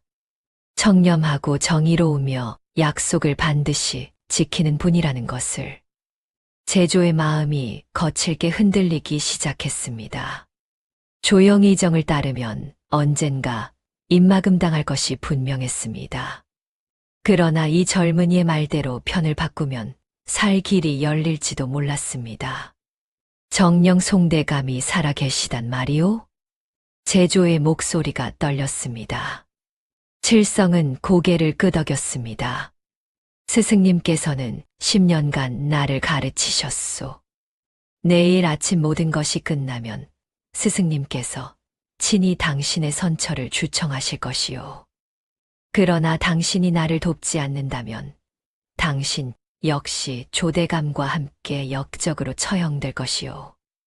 제조는 한참 동안 아무 말도 하지 못했습니다. 머릿속에서 수많은 생각이 소용돌이 쳤습니다. 마침내 제조는 두 손을 모아 쥐고 깊은 한숨을 내쉬었습니다. 내가 무엇을 하면 되겠소? 칠성의 입가에 희미한 미소가 번졌습니다. 그날 밤 저택 밖에서는 은밀한 움직임이 시작되고 있었습니다. 암행어사 박명호가 며칠간 규합한 병력들이 횃불을 들고 저택 외곽에서 교란 작전을 펼치기 시작한 것입니다. 여기저기서 불길이 치솟고 고함 소리가 울려 퍼졌습니다. 불이야, 불이 났다. 도적대가 나타났다. 저택 안은 순식간에 아수라장이 되었습니다. 사병들이 우왕좌왕하며 사방으로 흩어졌고 경비가 허술해진 틈이 생겨났습니다. 바로 이 순간을 노리고 있었던 것입니다. 지하 돌방에서는 관상감 제조가 떨리는 손으로 자물쇠를 풀고 있었습니다. 찰칵 소리와 함께 쇠사슬이 풀렸고 칠성은 자유의 몸이 되었습니다. 사흘간 굶주린 몸이었으나 정신만은 또렷했습니다. 서둘러야 하오. 이 혼란이 오래가지 않을 것이오. 제조는 품에서 접힌 종이 한 장을 꺼내어 칠성에게 건넸습니다. 저택의 비밀 통로가 그려진 약도였습니다. 이 길로 가면 뒷담장 쪽으로 빠져나갈 수 있소. 칠성은 약도를 받아들고 제조를 바라보았습니다. 제조 대감의 은혜를 잊지 않겠소. 내일 아침 편전에서 뵙기로 하지요. 칠성은 어둠 속으로 몸을 날렸습니다. 약도를 따라 좁은 비밀 통로를 빠져나갔습니다. 벽 사이로 몸을 비집고 지하수로를 건너고 마침내 뒷담장 밖으로 나왔습니다. 차가운 밤 공기가 폐부 깊숙이 스며들었습니다. 살아있다는 것이 실감났습니다. 멀지 않은 곳에서 송대감과 암행어사가 기다리고 있었습니다. 칠성의 모습을 본 송대감이 달려와 제자를 끌어안았습니다. 칠성아, 무사하구나. 송대감의 눈에 눈물이 맺혔습니다. 칠성 역시 스승의 품에 안겨 한동안 말을 잊지 못했습니다. 그러나 감격에 젖어 있을 시간이 없었습니다. 스승님, 서둘러야 합니다. 조영희정이 오늘 아침 조정을 소집한다 합니다. 임금의 선의를 받아내려 하는 것입니다. 암행어사의 얼굴이 굳어졌습니다. 선의라니, 그것이 정녕 사실이오? 칠성은 고개를 끄덕였습니다. 지하 감옥에서 제조에게 들은 정보였습니다. 조영희정은 임금의 병세가 위중하다는 핑계로 강제 선의를 받아내어 스스로 왕위에 오르려 하고 있었습니다. 지체할 시간이 없습니다. 지금 당장 궁궐로 가야 합니다. 세 사람은 밤새 달렸습니다.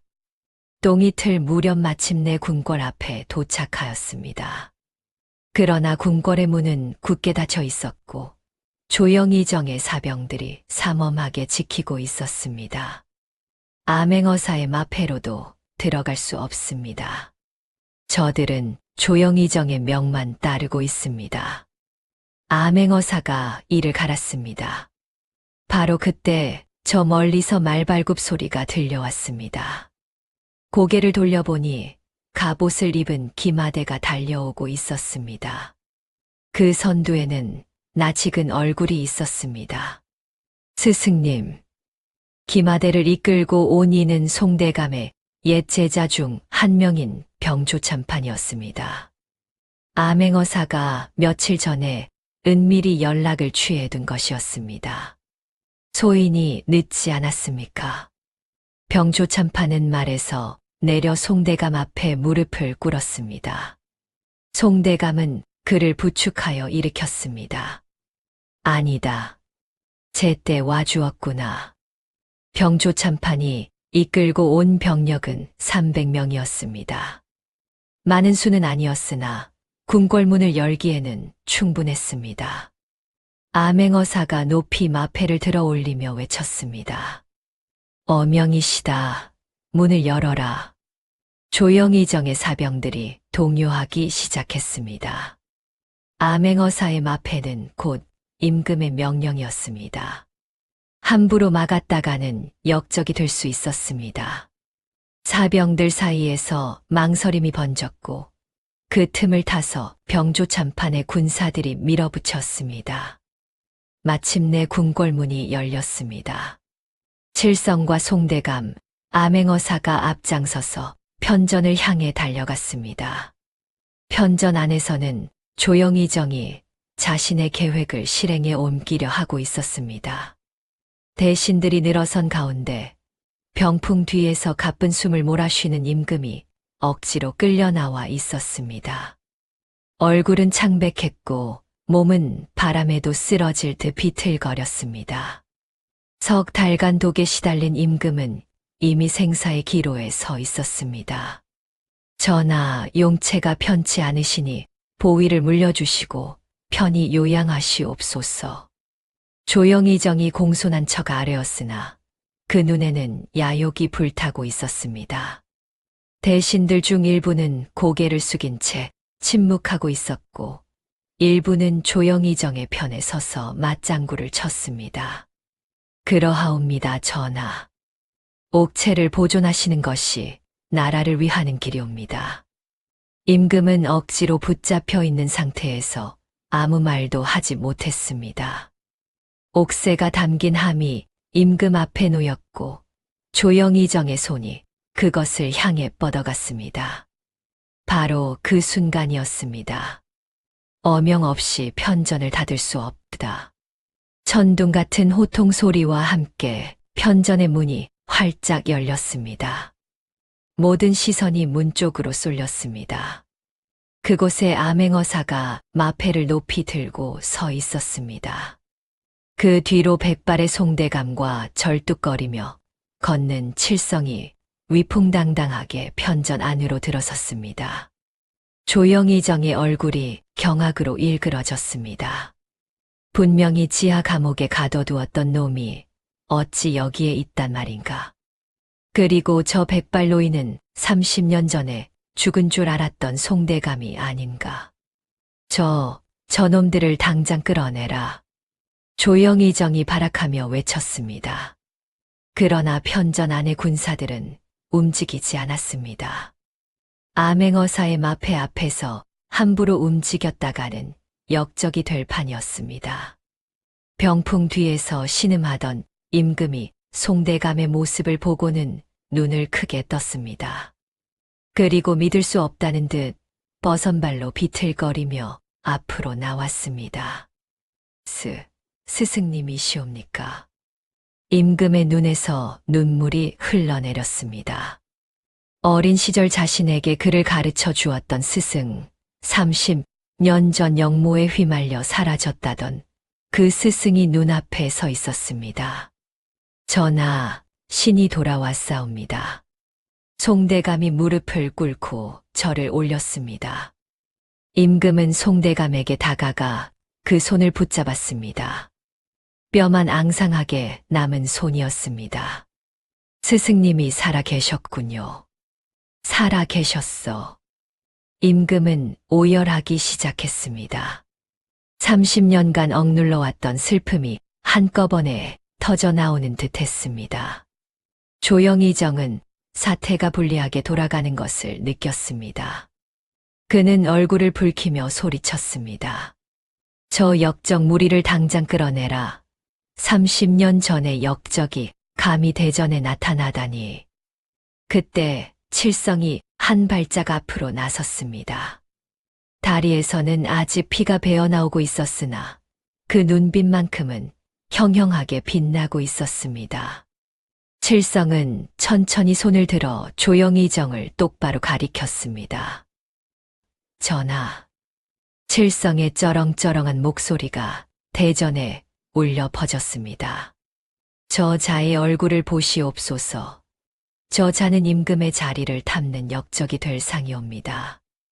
대신들 사이에서 술렁임이 일었습니다. 칠성은 멈추지 않았습니다. 10년 전 신이 예언했듯이 천심을 훔치려 살을 찢고 억지로 붙인 가짜 제왕의 상이옵니다. 조영희정의 얼굴이 새파랗게 질렸습니다. 칠성은 조영희정의 얼굴에 있는 흉터를 하나하나 짚어가며 말을 이었습니다. 저 이마의 칼자국을 보시옵소서. 제왕의 상을 만들기 위해 관상감 제조에게 살을 찢게 한 흔적이옵니다. 그러나 억지로 만든 상은 이미 안에서부터 썩어가고 있사옵니다. 저것은 가짜이옵니다. 대신들이 경악하며 조영희정의 얼굴을 쳐다보았습니다. 과연 이마와 턱에 기이한 흉터가 있었습니다. 평소에는 분으로 가려두었던 것이 땀에 젖어 드러나고 있었습니다.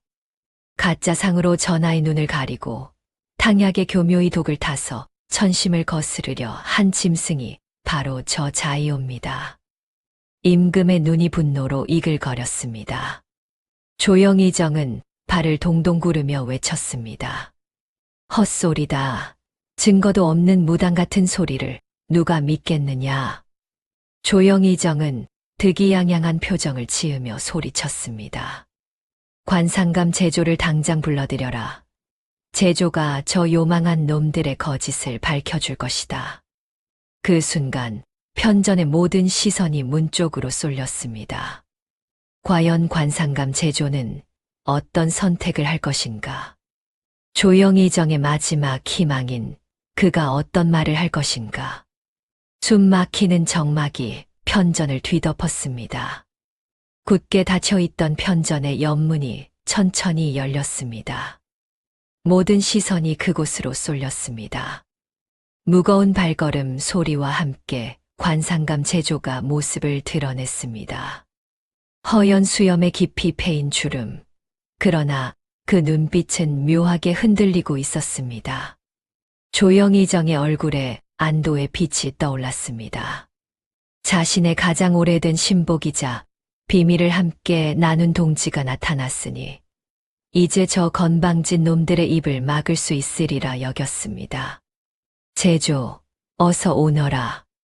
저 요망한 놈들이 짓거리는 헛소리를 전하께 똑똑히 밝혀라. 조영희정이 자신만만하게 손짓했습니다. 그러나 제조는 조영희정에게 다가가지 않았습니다. 대신 편전 한가운데로 걸어 나와 멈춰 섰습니다. 그리고는 조영희정이 아닌 임금과 송대감을 향해 천천히 무릎을 꿇었습니다. 조영희정의 얼굴이 굳어졌습니다. 무엇인가 잘못되고 있음을 직감했습니다. 제조, 무엇을 하는 게냐? 제조는 대답하지 않았습니다. 그는 고개를 깊이 숙인 채 떨리는 손으로 품속을 뒤적였습니다. 그리고 피로 쓴 듯 누렇게 바랜 두꺼운 책자 하나를 꺼내어 두 손으로 머리 위에 받쳐 올렸습니다. 전하, 소신이 죽을 죄를 지었사옵니다. 제조의 목소리가 편전 안에 울려 퍼졌습니다. 조영희정의 얼굴에서 핏기가 싹 가셨습니다. 저 책자가 무엇인지 단번에 알아보았기 때문입니다. 저 책은 조대감이 영모를 꾸미고 탕약의 독을 탄 모든 날짜와 기록이옵니다. 제조의 고백이 터져 나왔습니다. 편전 안이 발칵 뒤집어졌습니다. 대신들 사이에서 경악과 분노의 웅성거림이 터져 나왔습니다. 전하의 탕약에 매일 조금씩 독을 타라 명한 것은 조대감이옵니다.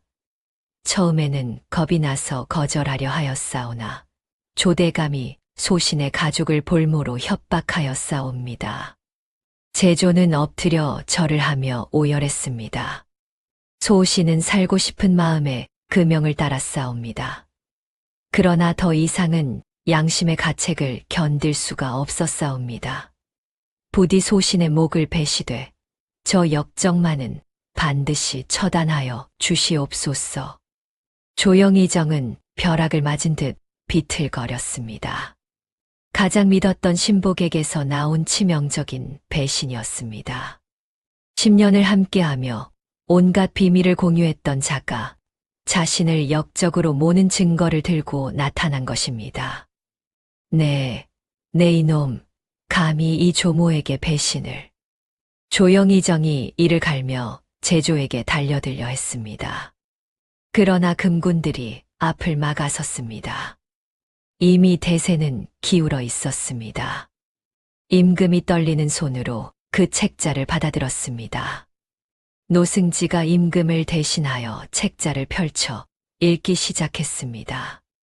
페이지를 넘길 때마다 대신들의 얼굴이 점점 더 창백해져 갔습니다.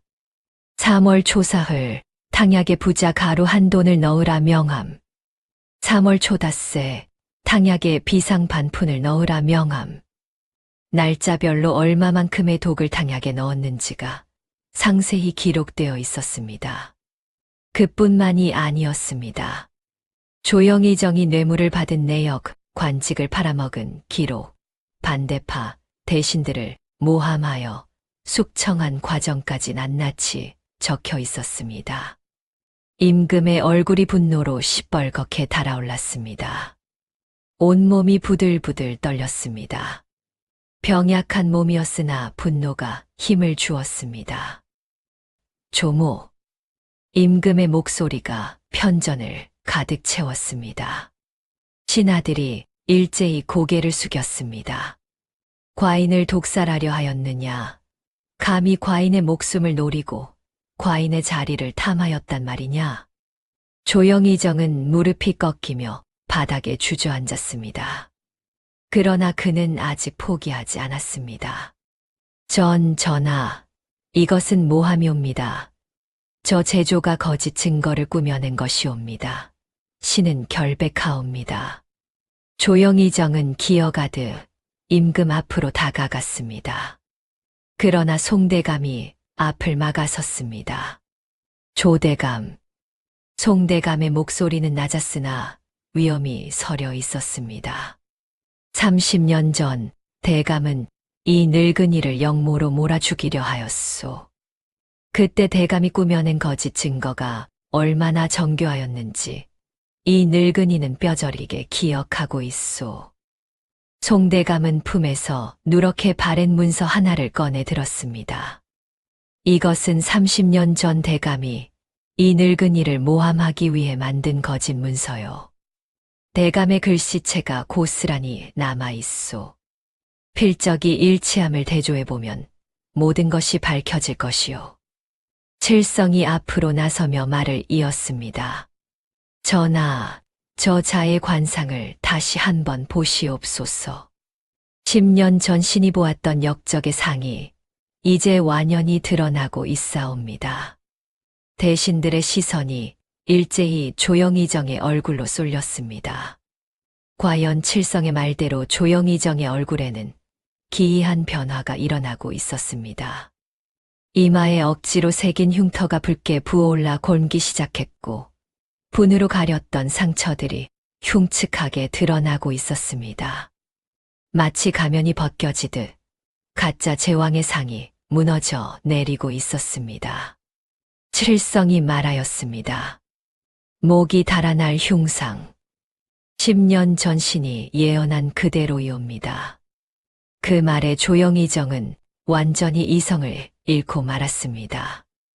그의 눈에서 광기가 번뜩였습니다. 모든 것이 무너져 내리고 있었습니다. 평생을 바쳐 쌓아 올린 권력이, 야심이, 꿈이 한순간에 물거품이 되고 있었습니다. 아니다. 내 얼굴은 제왕의 상이다. 내가 왕이 되어야 한다. 조영희정은 갑자기 소매에 숨겨두었던 단도를 빼들었습니다. 그리고 눈이 뒤집힌 채 칠성을 향해 미친 듯이 달려들었습니다. 내 놈부터 죽여주마. 대신들이 비명을 지르며 피했습니다. 단도의 날이 번뜩이며 칠성의 가슴을 향해 내리꽂혔습니다. 칠성은 다리의 상처 때문에 재빠르게 피할 수가 없었습니다. 바로 그 순간 송대감이 번개처럼 움직였습니다. 들고 있던 대나무 지팡이가 허공을 갈랐습니다. 찰나의 순간에 지팡이 끝이 조영희정의 손목을 정확하게 내리쳤습니다. 퍽. 둔탁한 소리와 함께 단도가 바닥으로 떨어졌습니다.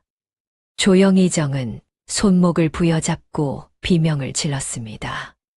송대감은 이어서 지팡이로 조영희정의 다리를 후려쳐 바닥에 쓰러뜨렸습니다. 대역죄인을 당장 결박하라. 임금의 명이 떨어졌습니다. 금군들이 우르르 달려들어 조영희정을 포승줄로 꽁꽁 묶었습니다. 조영희정은 바닥에 나뒹굴며 발악하였으나 소용없었습니다. 나는 왕이다. 내가 왕이 되어야 한다. 놓아라, 이놈들.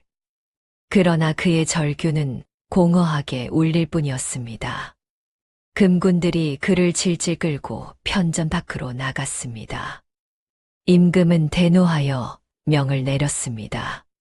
조영희정 일가의 관직을 모조리 삭탈하고 삼족을 멸하라. 그가 평생 모은 막대한 재산은 몰수하여 굶주린 백성들에게 나누어 주도록 하라. 대신들이 일제히 엎드려 만세를 불렀습니다. 조영희정의 편에 섰던 간신들도 덩달아 고개를 조아렸습니다. 바람이 바뀌면 깃발도 바뀌는 법이었습니다. 편전 밖으로 소식이 전해지자 궁궐 안팎에서 환호 소리가 터져 나왔습니다. 30년간 조선을 짓눌러 왔던 거대한 어둠이 마침내 걷히는 순간이었습니다. 칠성은 송대감 곁에 서서 그 광경을 바라보았습니다. 10년 전 우물 바닥에서 죽어가던 7살 아이가 마침내 원수를 쓰러뜨린 것입니다.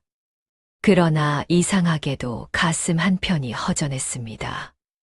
복수를 이루었건만 통쾌함보다는 씁쓸함이 밀려왔습니다. 송대감이 칠성의 어깨를 가만히 두드렸습니다. 칠성아, 다 끝났다. 칠성은 고개를 끄덕이며 스승을 바라보았습니다. 두 사람의 눈에 눈물이 맺혀 있었습니다. 궁궐을 뒤덮었던 어두운 먹구름이 걷히고 편전에는 드디어 정의가 바로 선 맑은 공기가 감돌았습니다. 그리고 창밖으로는 아침 햇살이 눈부시게 쏟아져 들어오고 있었습니다. 며칠 후 조영희정은 추국장으로 끌려가 신문을 받게 되었습니다. 그러나 막상 신문이 시작되기도 전에 그의 정신은 이미 무너져 내린 뒤였습니다. 평생을 권력에 집착하며 살아온 그에게 모든 것을 잃었다는 충격은 감당하기 어려운 것이었지요. 조영희정은 허공을 향해 헛소리를 짓거리기 시작했습니다. 자신이 왕이라며 보이지 않는 신하들에게 명을 내리고 없는 옥새를 손에 쥔 척하며 웃음을 터뜨렸습니다. 한때 조선 팔도를 호령하던 무소불위의 권력자가 치매에 걸려 폐인이 된 것이었습니다. 칠성은 조영희정이 갇힌 감옥을 조용히 찾아갔습니다. 철창 너머로 보이는 원수의 모습은 참혹하기 그지없었습니다. 더럽혀진 옷에 헝클어진 머리카락, 초점 없는 눈동자. 그는 바닥에 쭈그리고 앉아 혼잣말을 중얼거리고 있었습니다. 과인이 왕이니라. 고개를 숙여라. 고개를 숙이라 하였느니라. 칠성은 한동안 말없이 그 모습을 지켜보았습니다. 10년 전 자신을 우물에 던져 죽이려 했던 원수였습니다. 부모님을 짓밟고 어린 자신에게 굶어 죽는 고통을 맛보게 하려 했던 잔인한 자였습니다. 그토록 갚아주고 싶었던 원한이었건만 막상 비참하게 무너진 원수를 보니 복수의 통쾌함은 느껴지지 않았습니다.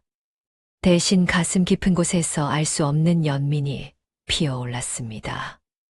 권력에 눈이 멀어 인간으로서의 도리를 잃어버린 한 사내의 비참한 최후. 그것은 분노보다는 슬픔을 자아냈습니다. 칠성은 철창 앞에 무릎을 꿇고 앉았습니다. 그리고 조롱이나 저주 대신 바닥에 엎드린 원수의 손을 가만히 쥐어주었습니다. 차갑고 뼈만 앙상한 손이었습니다. 조영희정은 누군가 손을 잡자 고개를 들었습니다. 초점 없는 눈으로 칠성을 바라보았으나 누군지 알아보지 못하는 듯 했습니다. 누구냐? 과인을 아련하러 온 것이냐? 칠성은 대답하지 않았습니다. 그저 그 손을 쥔 채 조용히 입을 열었습니다. 당신이 지은 죄는 씻을 수 없습니다.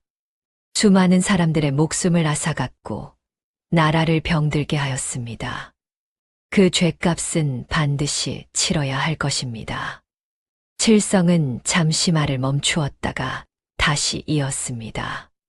그러나 내 마음속의 원한은 이제 이곳에 내려놓고 가겠습니다. 칠성은 조용히 눈을 감았습니다. 그리고 마음속으로 원수의 명주를 위한 짧은 기도를 올렸습니다. 미워하고 원망하던 그 마음을 하나씩 내려놓았습니다. 10년간 가슴에 품고 있던 원한의 불씨가 서서히 꺼져가는 것이 느껴졌습니다. 기도를 마친 칠성은 자리에서 일어났습니다. 마지막으로 철창 안을 한번 돌아보았습니다. 조영희정은 다시 혼잣말을 중얼거리며 허공을 응시하고 있었습니다. 칠성은 더 이상 뒤를 돌아보지 않고 감옥을 나섰습니다. 감옥 밖에서는 송대감이 기다리고 있었습니다. 제자의 얼굴을 보더니 고개를 끄덕였습니다. 용서하였느냐? 칠성은 미소를 지으며 대답했습니다.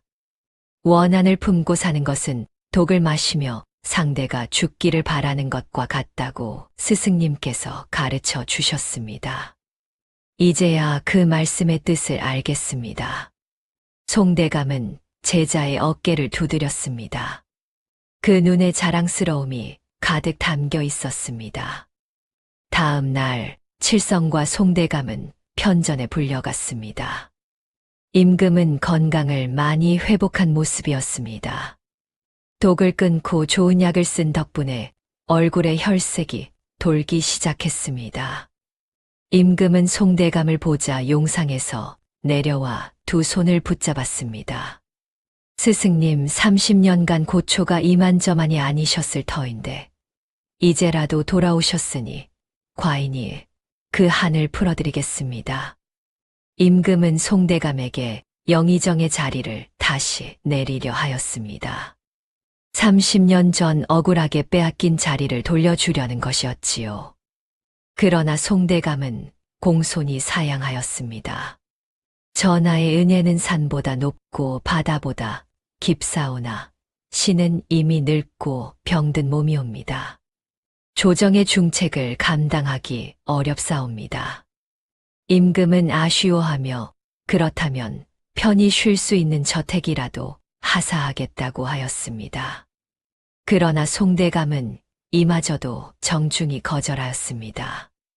이어서 임금은 칠성에게로 시선을 돌렸습니다. 그대가 없었다면 과인은 독에 죽고 이 나라는 역적의 소나귀에 떨어졌을 것이오.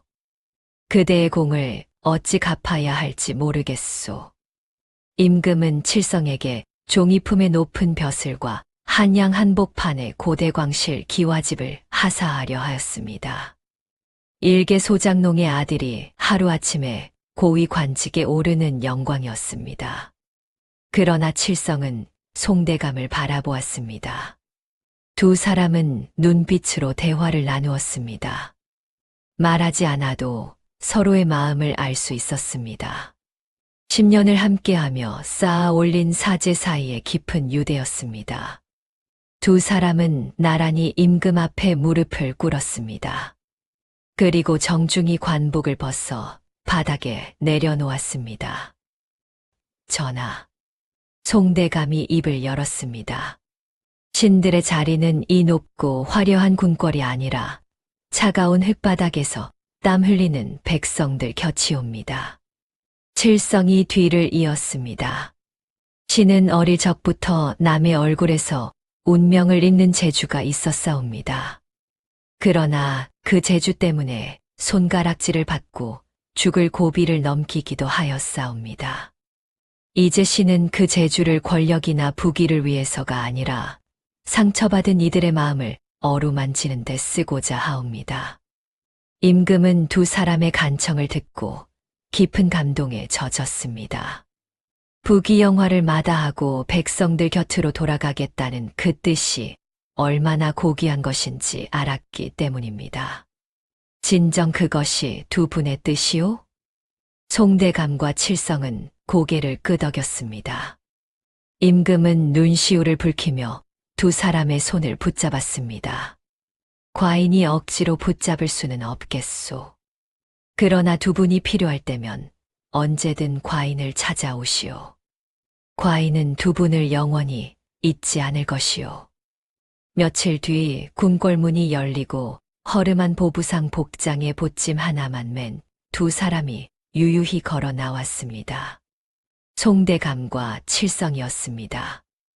영의정의 자리도 종이품 벼슬도 화려한 기와집도 모두 거절하고 빈손으로 떠나는 것이었습니다. 두 사람은 한양 저작거리를 지나 성문을 빠져나갔습니다. 드넓은 들판이 펼쳐지고 저 멀리 산봉우리가 아스라이 보였습니다.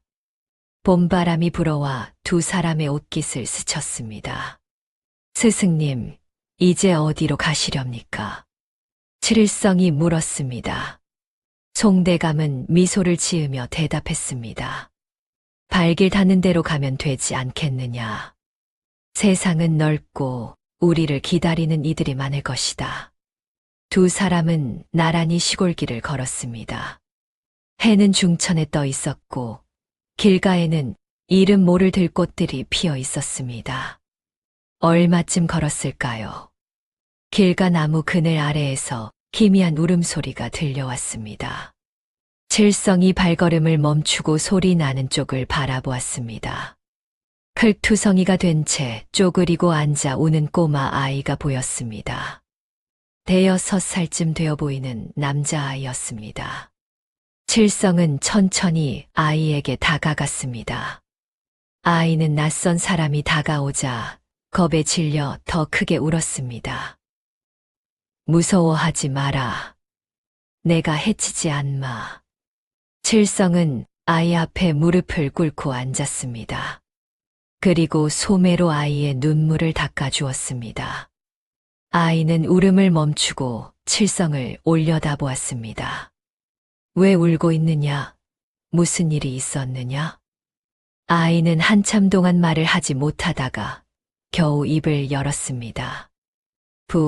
부모님이 돌림병에 돌아가셨어요. 이제 저는 갈 곳이 없어요. 칠성의 가슴이 뭉클해졌습니다. 10년 전 우물바닥에서 죽어가던 자신의 모습이 떠올랐습니다. 세상에 버림받고 혼자 남겨진 그 외로움과 두려움을 누구보다 잘 알고 있었습니다. 칠성은 아이의 얼굴을 가만히 들여다보았습니다. 눈물에 젖은 얼굴이었으나 그 눈 속에서 맑고 영롱한 빛이 보였습니다. 고난 속에서도 꺾이지 않을 강인함과 언젠가 크게 될 제목의 기운이 느껴졌습니다. 칠성은 부드러운 미소를 지으며 아이의 머리를 쓰다듬어 주었습니다. 울지 마라. 내 얼굴엔 훗날 세상을 밝힐 맑은 별빛이 숨어 있단다. 아이는 울음을 그치고 고개를 갸웃거렸습니다. 무슨 뜻인지는 몰랐으나 그 따뜻한 말이 마음에 스며드는 것 같았습니다. 송대감이 다가와 칠성의 곁에 섰습니다. 두 사람은 눈을 마주치며 미소를 나누었습니다. 송대감은 아이의 다른 손을 잡아주었습니다. 가자꾸나. 이제부터 우리와 함께하면 된다. 아이는 영문을 모르겠다는 얼굴이었으나 두 사람의 손에 이끌려 걸음을 옮기기 시작했습니다. 스승과 제자, 그리고 새로 만난 작은 인연. 세 사람이 나란히 손을 잡고 해질녘 아름다운 능선을 넘어가는 뒷모습이 화면을 가득 채웠습니다. 노을빛이 세 사람의 그림자를 길게 드리웠고 저 멀리서 종달새가 노래하고 있었습니다. 권력을 탐하지 않고 상처받은 이들의 곁으로 돌아간 두 사제의 이야기는 조선 팔도에 영원히 잊히지 않는 따뜻한 전설이 되었습니다. 사람들은 오랫동안 그들의 이야기를 입에서 입으로 전했고 힘든 시절을 겪는 이들에게 희망과 용기를 주었습니다. 진정한 지혜란 남의 얼굴에서 운명을 읽는 것이 아니라 상처받은 마음을 어루만지는 것임을 두 사람은 온몸으로 보여주었습니다. 그리고 그 가르침은 새로운 제자에게로 이어져 끊이지 않는 강물처럼 영원히 흘러갈 것입니다. 다음 이야기를 빨리 만나보고 싶으시다면 좋아요와 구독을 눌러주십시오. 그리고 어느 지역에서 함께 시청하고 계신지 편하게 댓글 남겨주시면 감사의 마음을 담아 반갑게 인사 올리겠습니다. 모두 건강하시고 행복한 하루 보내시기를 바랍니다.